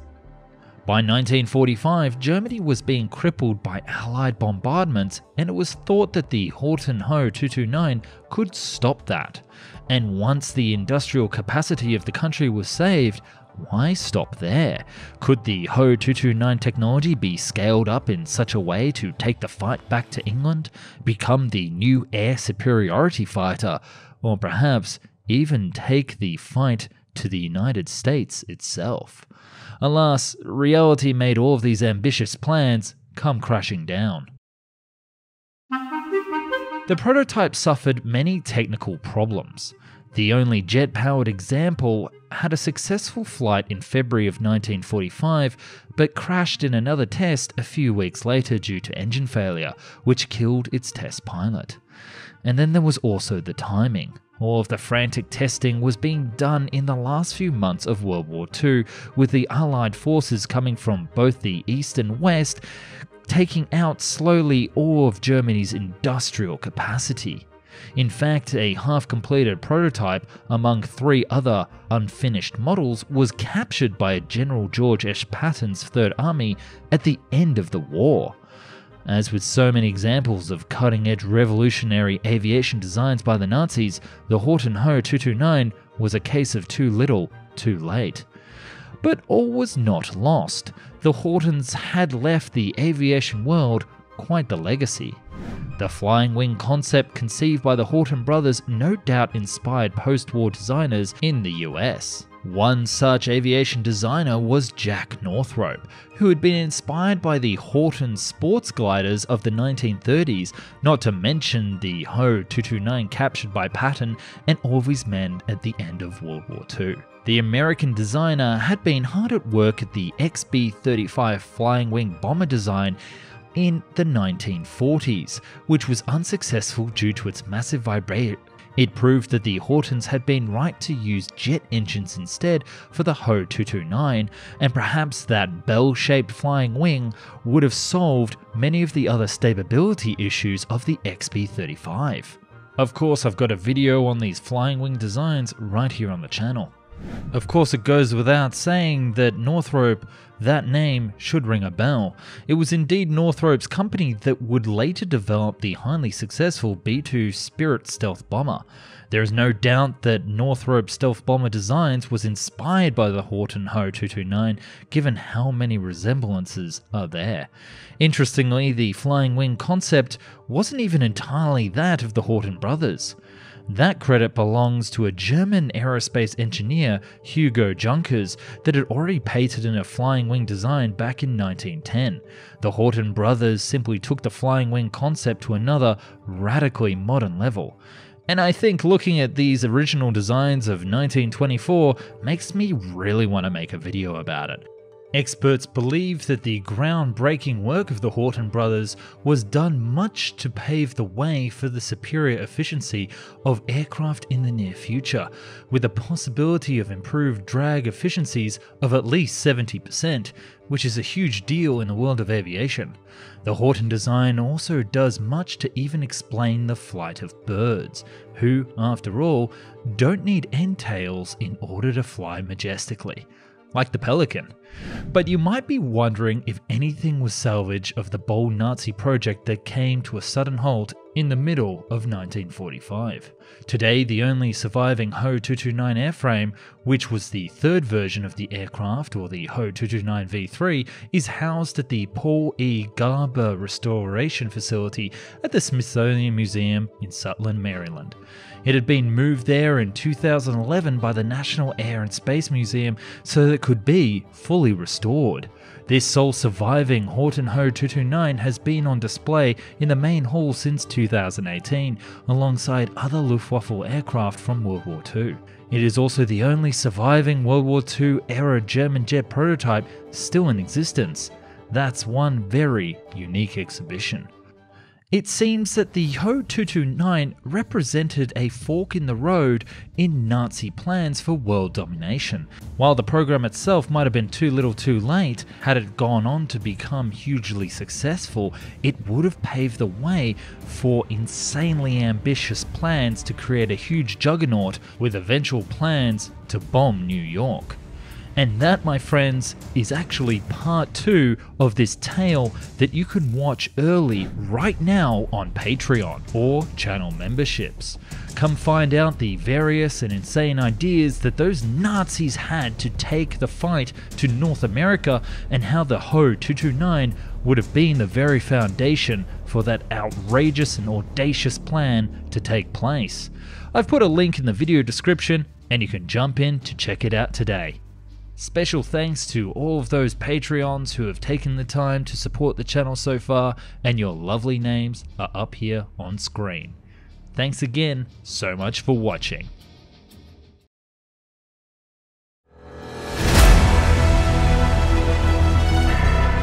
Near the end of World War II, a new type of aircraft graced the sky. It was undetectable by radar, was faster than even the quickest interceptors of the age, and would even be able to cross the Atlantic in a single bound. But this aircraft wasn't British or American, it was Nazi. This terrible aircraft concept was the brainchild of the Horton brothers, who dreamed up this cutting-edge design to take the fight back to the Allies, and even had a sinister endgame plan to bomb New York itself. This is the never-built first stealth bomber, the Horton H-18.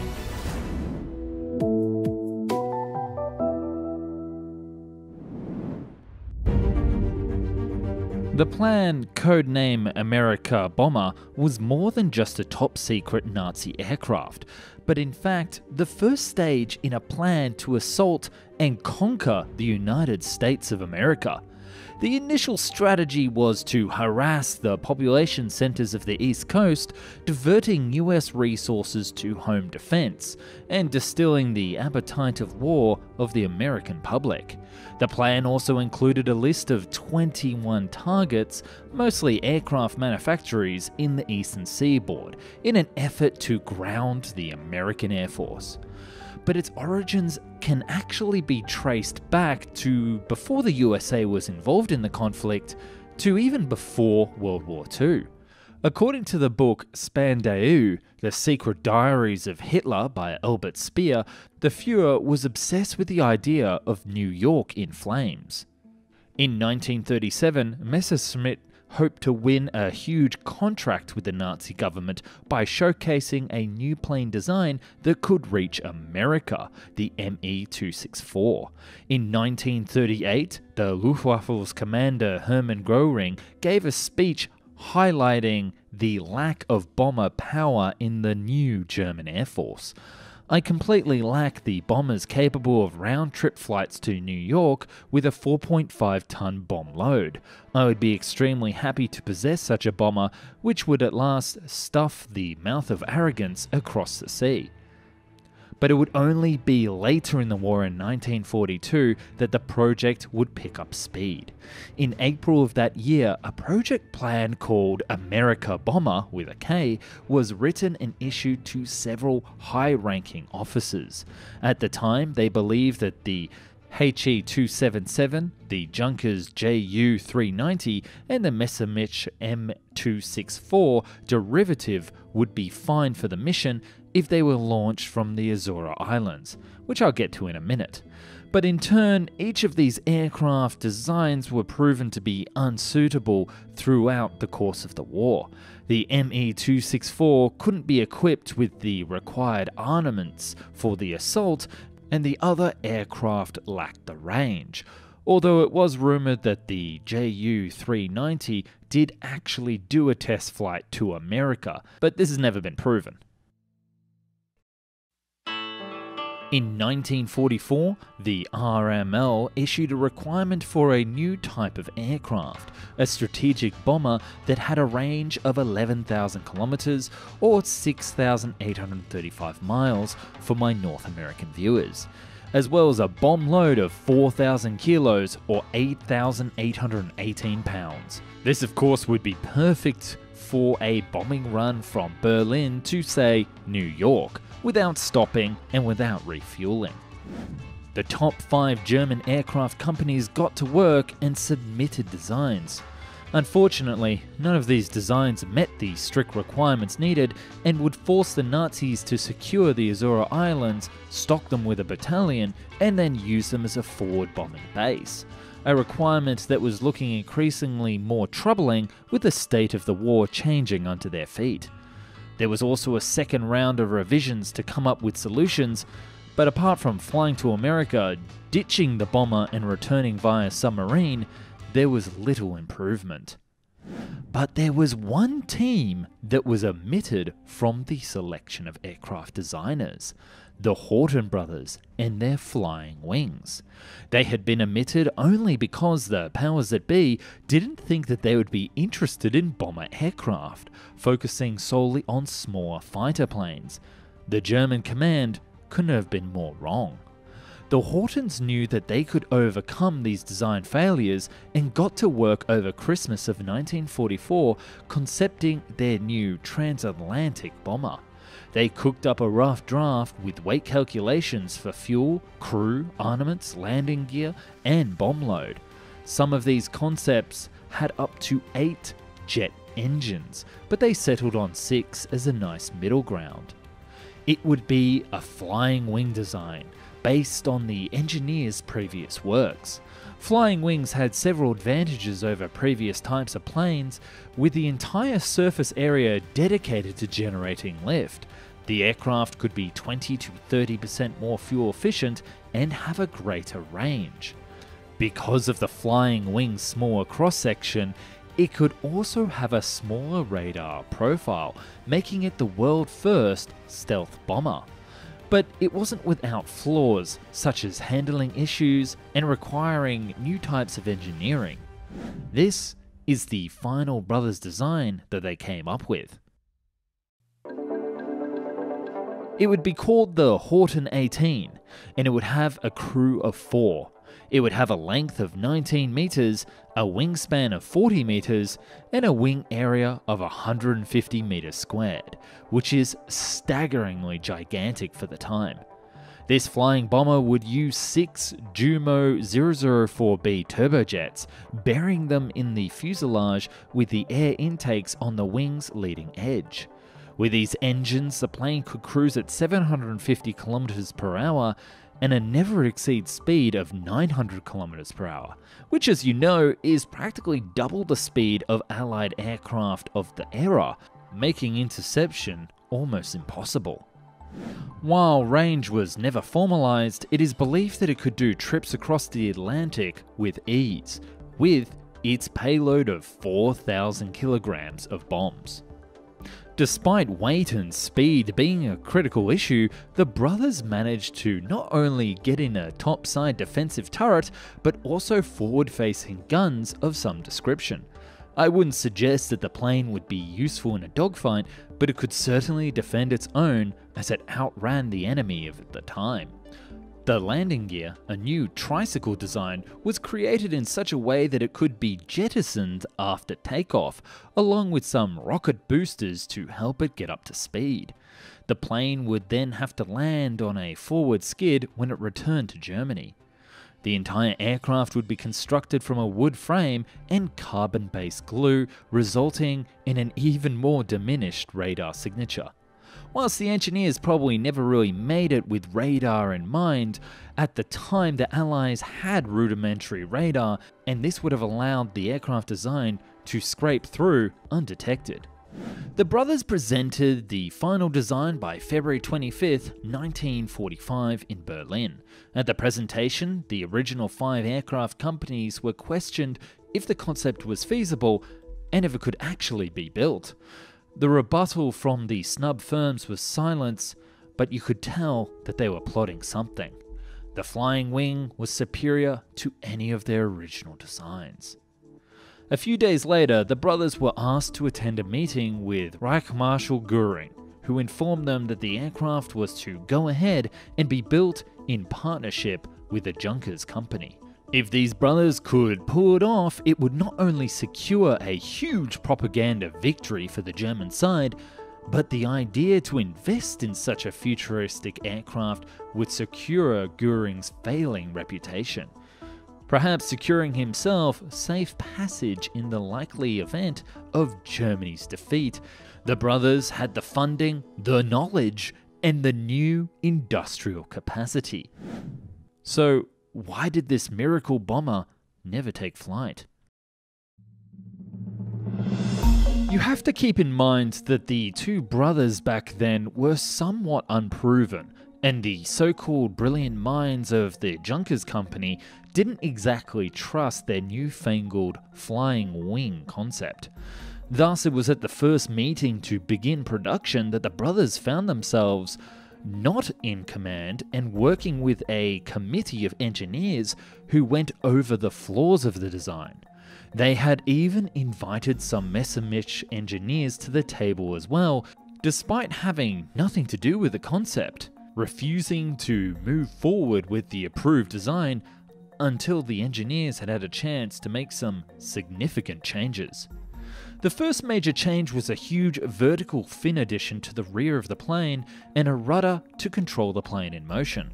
While it would offer more control, it would greatly increase the man-hours production and increase the drag, reducing the range of the aircraft. The committee also wanted to move the engines outside of the wing and strap them underneath in nacelles for maintenance reasons, which, you guessed it, would increase drag and reduce the range below Atlantic distances. In the end, the new design, called the 18B, represented little of the original Horton vision, with a moved cockpit, 4 engines, no turret, and a landing gear that didn't jettison. But it was approved, and work was to begin in autumn of 1945 in deep mines, with a new long concrete runway to get it up to speed.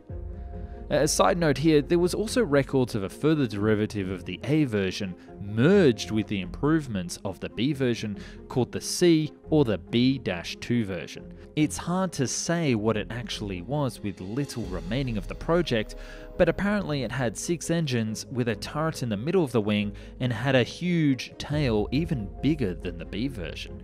It was derived from both concepts together, but didn't really have the advantage of either, and was greatly disliked by the Horton brothers. So with everything finally on the table ready to go, why did we never see it? Well, the war ended in Germany's defeat. Increased attacks on German factories and airbases, plus spying and espionage and ongoing developments in radar technology made the concept increasingly untenable. Plus, near the end of the war, Hitler was pushing the last resources to more and more absurd miracle weapons, and unfortunately the HO-18 didn't make the list. There wasn't enough materials, the capacity, nor the will to keep development throughout the period, and in the end, the war simply was lost before we saw this beast take to the skies. Using computer modeling today, we can look back at the design and see how far ahead of the game the two brothers were. It's been proven that the Horton 18 was so fast and undetectable that it would have been very successful in its missions, and aviation purity aside, thank goodness it was never developed, as the loss of life would have been catastrophic. But the idea of these flying wing bombers would have been a game changer had they entered the war earlier. There would have also been some more developments in the concept and given another few years even more crazy Nazi designs. Believe it or not, the Horton brothers planned a civil design, and it would have allowed people to quickly scoot across the Third Reich at a moment's notice with the luxury of a flying boat of the era. There are even some notes that after the war, this civil version was considered by British aviation. Oh, what could have been had the Hortons had divided politics from aircraft design? And who's to say that further versions of the design would have not also included parasite fighters like the Ho-229 soaring like a bird across the sky, ready to redeploy its arsenal at a moment's notice? Hey, that's a pretty cool name I just came up with. We could call it the Arsenal Bird. But maybe that's a video for another time. And as a footnote, if you're wondering what happened to the two Horton brothers after joining me on this journey about the Ho-229 and this America bomber, they actually ended up splitting ways after the end of World War II. Raymar Horton would emigrate to Argentina after the war after he failed to secure citizenship to the United Kingdom or move to China. He would go on to design more flying wing gliders and would also come up with a supersonic delta wing aircraft well before his compatriots in America. It's almost a mystery why he was never repatriated to the USA as part of Project Paperclip. His brother Walter would remain in Germany after the war and become an officer in the post-war German Air Force. Flying wing concepts live on with American engineering, such as the B-2 stealth bomber that looks uncannily like the Ho-18. And knowing how it was developed, we can say that the Horton spirit lives on. In late 1944, among various last-ditch efforts to stop the Soviets and Americans attacking them on both fronts, the Germans created a new weapon unlike anything seen before. A coal-powered flying triangle designed to intercept Allied bombers at supersonic speeds by, well, ramming them. Yes, this is a totally legit late-stage Mad Hitler idea. Stick with me today to find out the story behind the German coal-powered aircraft and its designer, Alexander Lippisch.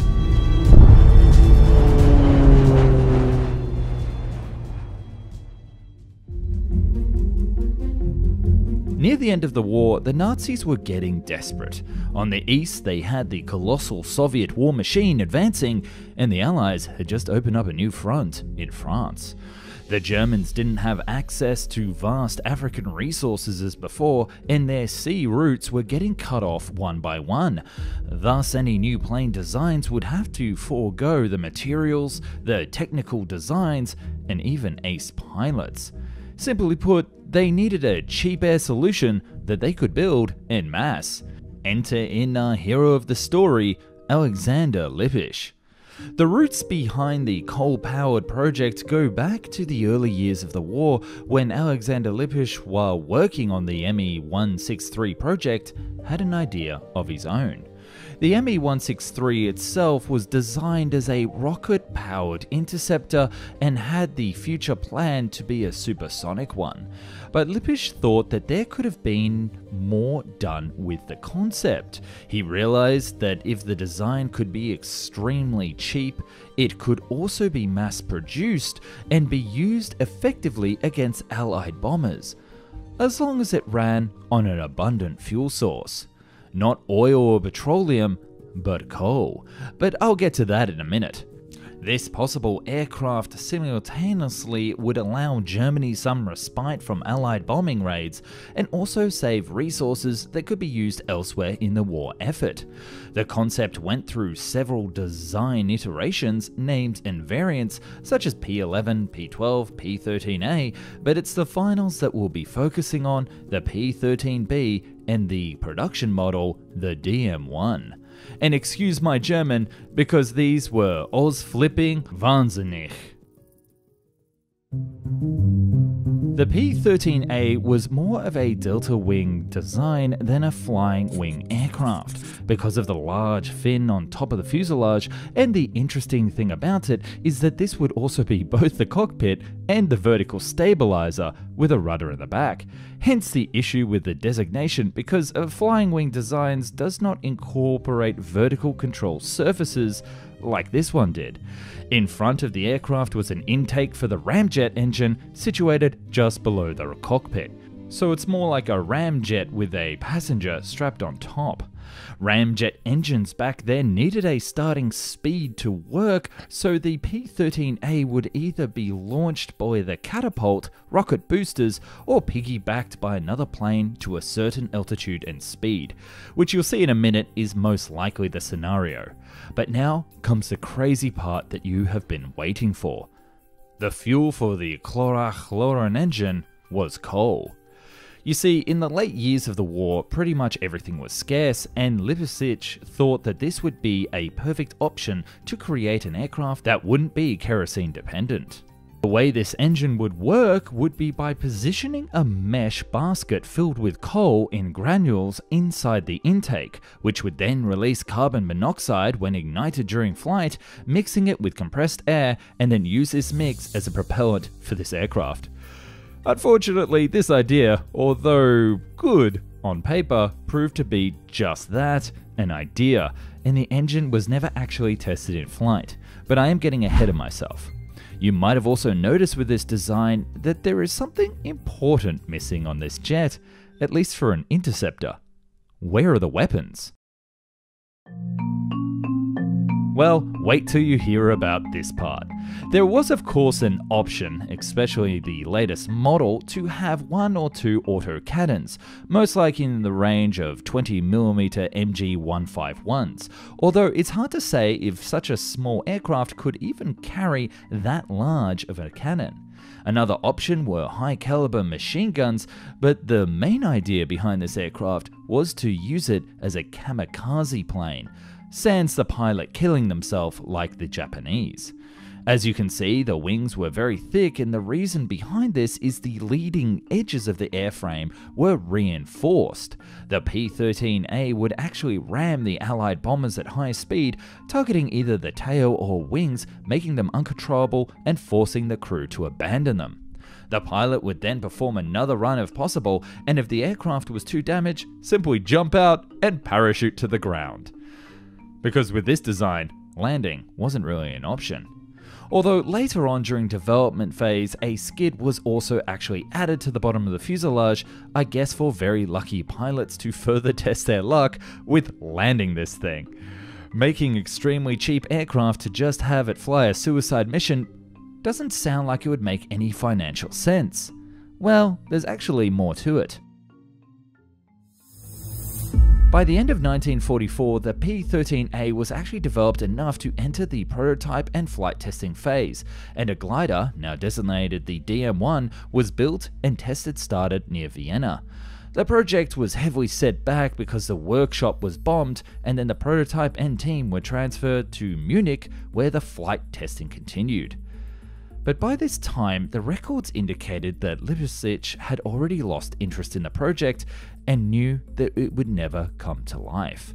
Instead, he pulled a Schindler's List move and pressed to continue working on the project just so he could save his students and engineers from being drafted as soldiers in the losing war. And this is exactly what they were working on when American paratroopers stormed the factory near the end of the war. But capturing the engineers and the design, the American command saw potential. The Allied forces, most specifically the Americans, got their hands on both the DM-1 and Lipicic and his team. Instead of throwing away his daft idea, they completed the testing for the Allies, and Lipicic actually started working for Convair after the war. And this is where the plot thickens. Convair started developing a new aircraft called the XF-92 in 1945, and many people believe that it was Lipicic who influenced and worked on the design. But that's actually not true. The Americans did their own research in parallel to the Germans on a delta wing design, but gaining access to the Nazis' research definitely sped up their development. These design notes were very valuable to the US Air Force and helped future development throughout the years. And do let me know if you want a video on this interesting jet as well. And as for our hero of the story, he died as a US citizen in 1976 and left a very interesting legacy behind. Perhaps his focus on developing a coal-powered jet that could ram bombers was the insane desire to save the Nazi Empire. Or perhaps this engineer was deliberately working on crazy ideas to starve resources and actually help the Allies. After all, who actually thought that this coal-powered fighter jet could actually work? I'll let you decide down in the comments. And that's the end of our story about the crazy German coal-powered fighter jet that could have saved the Nazis. And let's just say that that idea was not that far-fetched. In 1943, Japan was facing off against Allied forces in the Pacific and needed a heroic war machine to fuel its vast supply lines, which were now scattered thin over thousands of islands and huge territory it had captured. A war machine that would be the largest seaplane ever proposed. The Imperial Japanese Navy instructed Kawanishi Plant to build a 400-ton mega plane with the explicit directive that it be a size and scale the likes of the world had never seen.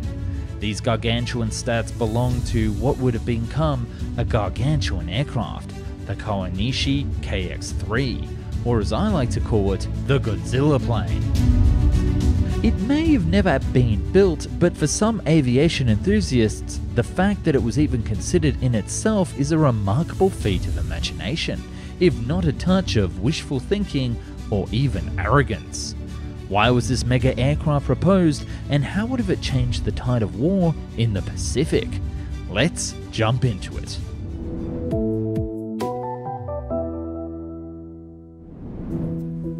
Our story begins when Japan was no longer in the ascendancy in the Pacific War. America had entered the war after the Japanese attack on Pearl Harbor and were fighting Japanese forces with its allies all across the Pacific. The once impressive naval force was getting regularly thumped by Allied forces, and even Japan's merchant fleet was under constant threat of attack from Allied forces. This had dire consequences for Japan, since it meant that supplies and manpower could not be easily replenished between the various islands it occupied throughout the Asia-Pacific region. The war in the Pacific was also huge in scale, much of it on remote, far-flung islands. The war had become nothing short of a logistical nightmare for the empire, and so it was in 1943 that the Imperial Japanese Navy instructed the Kawanishi Plant to build a solution to this problem. This solution would have to transport up to 1,000 soldiers or Imperial Marines at a time, with all of their equipment included. Importantly, the plane was to be capable of being deployed anywhere in the Pacific region. And just for a little context, comparing the KX-3 to the Hughes H-4 Hercules built in 1947, commonly and famously known as the Spruce Goose, it's obvious that the KX-3 was to be over 2 times larger in both wingspan and length. A more modern seaplane flying boat comparison might be the Soviet Caspian Sea Monster. Well, even that huge plane doesn't even come close to any metric to the sheer massiveness of the KX-3. Appropriately, to think of Godzilla when you think of this aircraft. But making this insane dream a reality would be a Herculean design and engineering task. The most obvious design and technical feat that the Kawanishi engineers had to overcome with the KX-3 was also very simple. How does one get such a huge plane into the sky and able to fly under its own power? The team of engineers had no choice but to take up the challenge fostered on them by the imperial government. Development work was expedited by the Kawanishi's team using the company's own proven HAK flying boat, or Emily, as the starting point. The logic was simple: keep all of Emily's dimensions and simply enlarge them until it morphed into the gigantic KX-3. This meant that the KX-3 would have a boat-like hull for waterborne takeoffs and landings. The hull would have had a wide-spanning wing main plane to match. This design factor would be ultra-critical, ensuring that the huge plane had the lift and drag as needed. Also, long-running flaps would be affixed to the trailing edges of both wing members for added lift and drag capabilities. The fuselage had slab sides and a rounded dorsal surface for aerodynamic maximization, as well as outboard sponsors or projections from the side of the plane that could support the plane's massive appendages near its midway points. The tail unit at the extreme end of the fuselage would feature a pair of high-reaching vertical fins for control and added stability. Details regarding what horsepower would have supplied the KX-3 have differed over the years, with one theory being that the turboprop engines would have amounted to around 132,000 horsepower. Each engine would have driven multi-blade propeller units in puller fashion, augmented by a further 4 to 6 turbojet engines. And by the way, this turbojet technology would have been made available courtesy of Nazi Germany, specifically a little company called BMW. Yes, the same one that would later go on to make cars. The aircraft would have required a crew of 24 men, with its range on a full load being around 18,000 kilometers or 11,500 miles. It would have been able to do this journey at a top speed of around 345 knots with a stall speed of 120 knots. Armaments aboard the KX-3 would have also included 19 25mm machine guns and a 50mm machine gun and weapons bay. Although its arsenal was never actually finalized, it was obvious that this relatively slow and lumbering aircraft would have needed a good mix of automatic cannons and machine guns to defend itself had any American foes strayed over its path. This aircraft would have truly changed the face of logistics for the Japanese armed forces, and to pull it off, the selection committee chose none other than the Kawanishi Aircraft Company. The Kawanishi Aircraft Company was a leading Japanese aircraft manufacturer during World War II, founded in 1920 as the Kawanishi Engineering Works in Hyogo Prefecture. So to enter the world of aviation, the firm developed the Kawanishi K-1 mail-carrying aircraft, allowing the company to take flight both figuratively and literally in 1921. By the late 1920s, the company was even experimenting with long-range record-breaking flights using the K-12 Sakura. The range of aircraft that Kawanishi designed and built during the 1930s onwards was highly impressive and just as diverse. And a few of them are worth noting here, as they help explain why Kawanishi was the perfect choice for the later KX-3 mega project. First, a similar 1933 float plane, the E-7K, or ALF as it was dubbed by the Allied forces in World War II, of which no less than 533 were built. And then we have the H-6K, dubbed Mavis, which was a patrol flying boat released in 1936 with 215 of that model produced. And these aircraft helped put the company on the map in the eyes of the Imperial Japanese Navy. And it was around that time that the military took an interest in the firm and where our story takes a more sinister turn. The company had just made the E-15K, a reconnaissance float plane called the Shuni, or Violet Cloud, in 1941, the very same year of the Pearl Harbor attacks.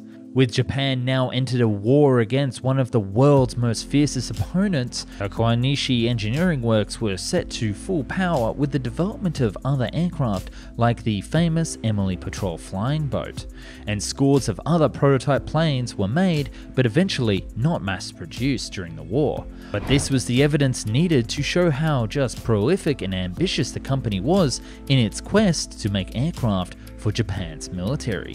And that takes us back to the start of our tale, the year of 1943, when the world was at war and Japan was starting to get stretched thin across the vast Pacific. Japan had the know-how, the resources, and an escalating reason to build. So why did we never see this Godzilla plane take to the skies? Simply put, the war ended before the project got into the air.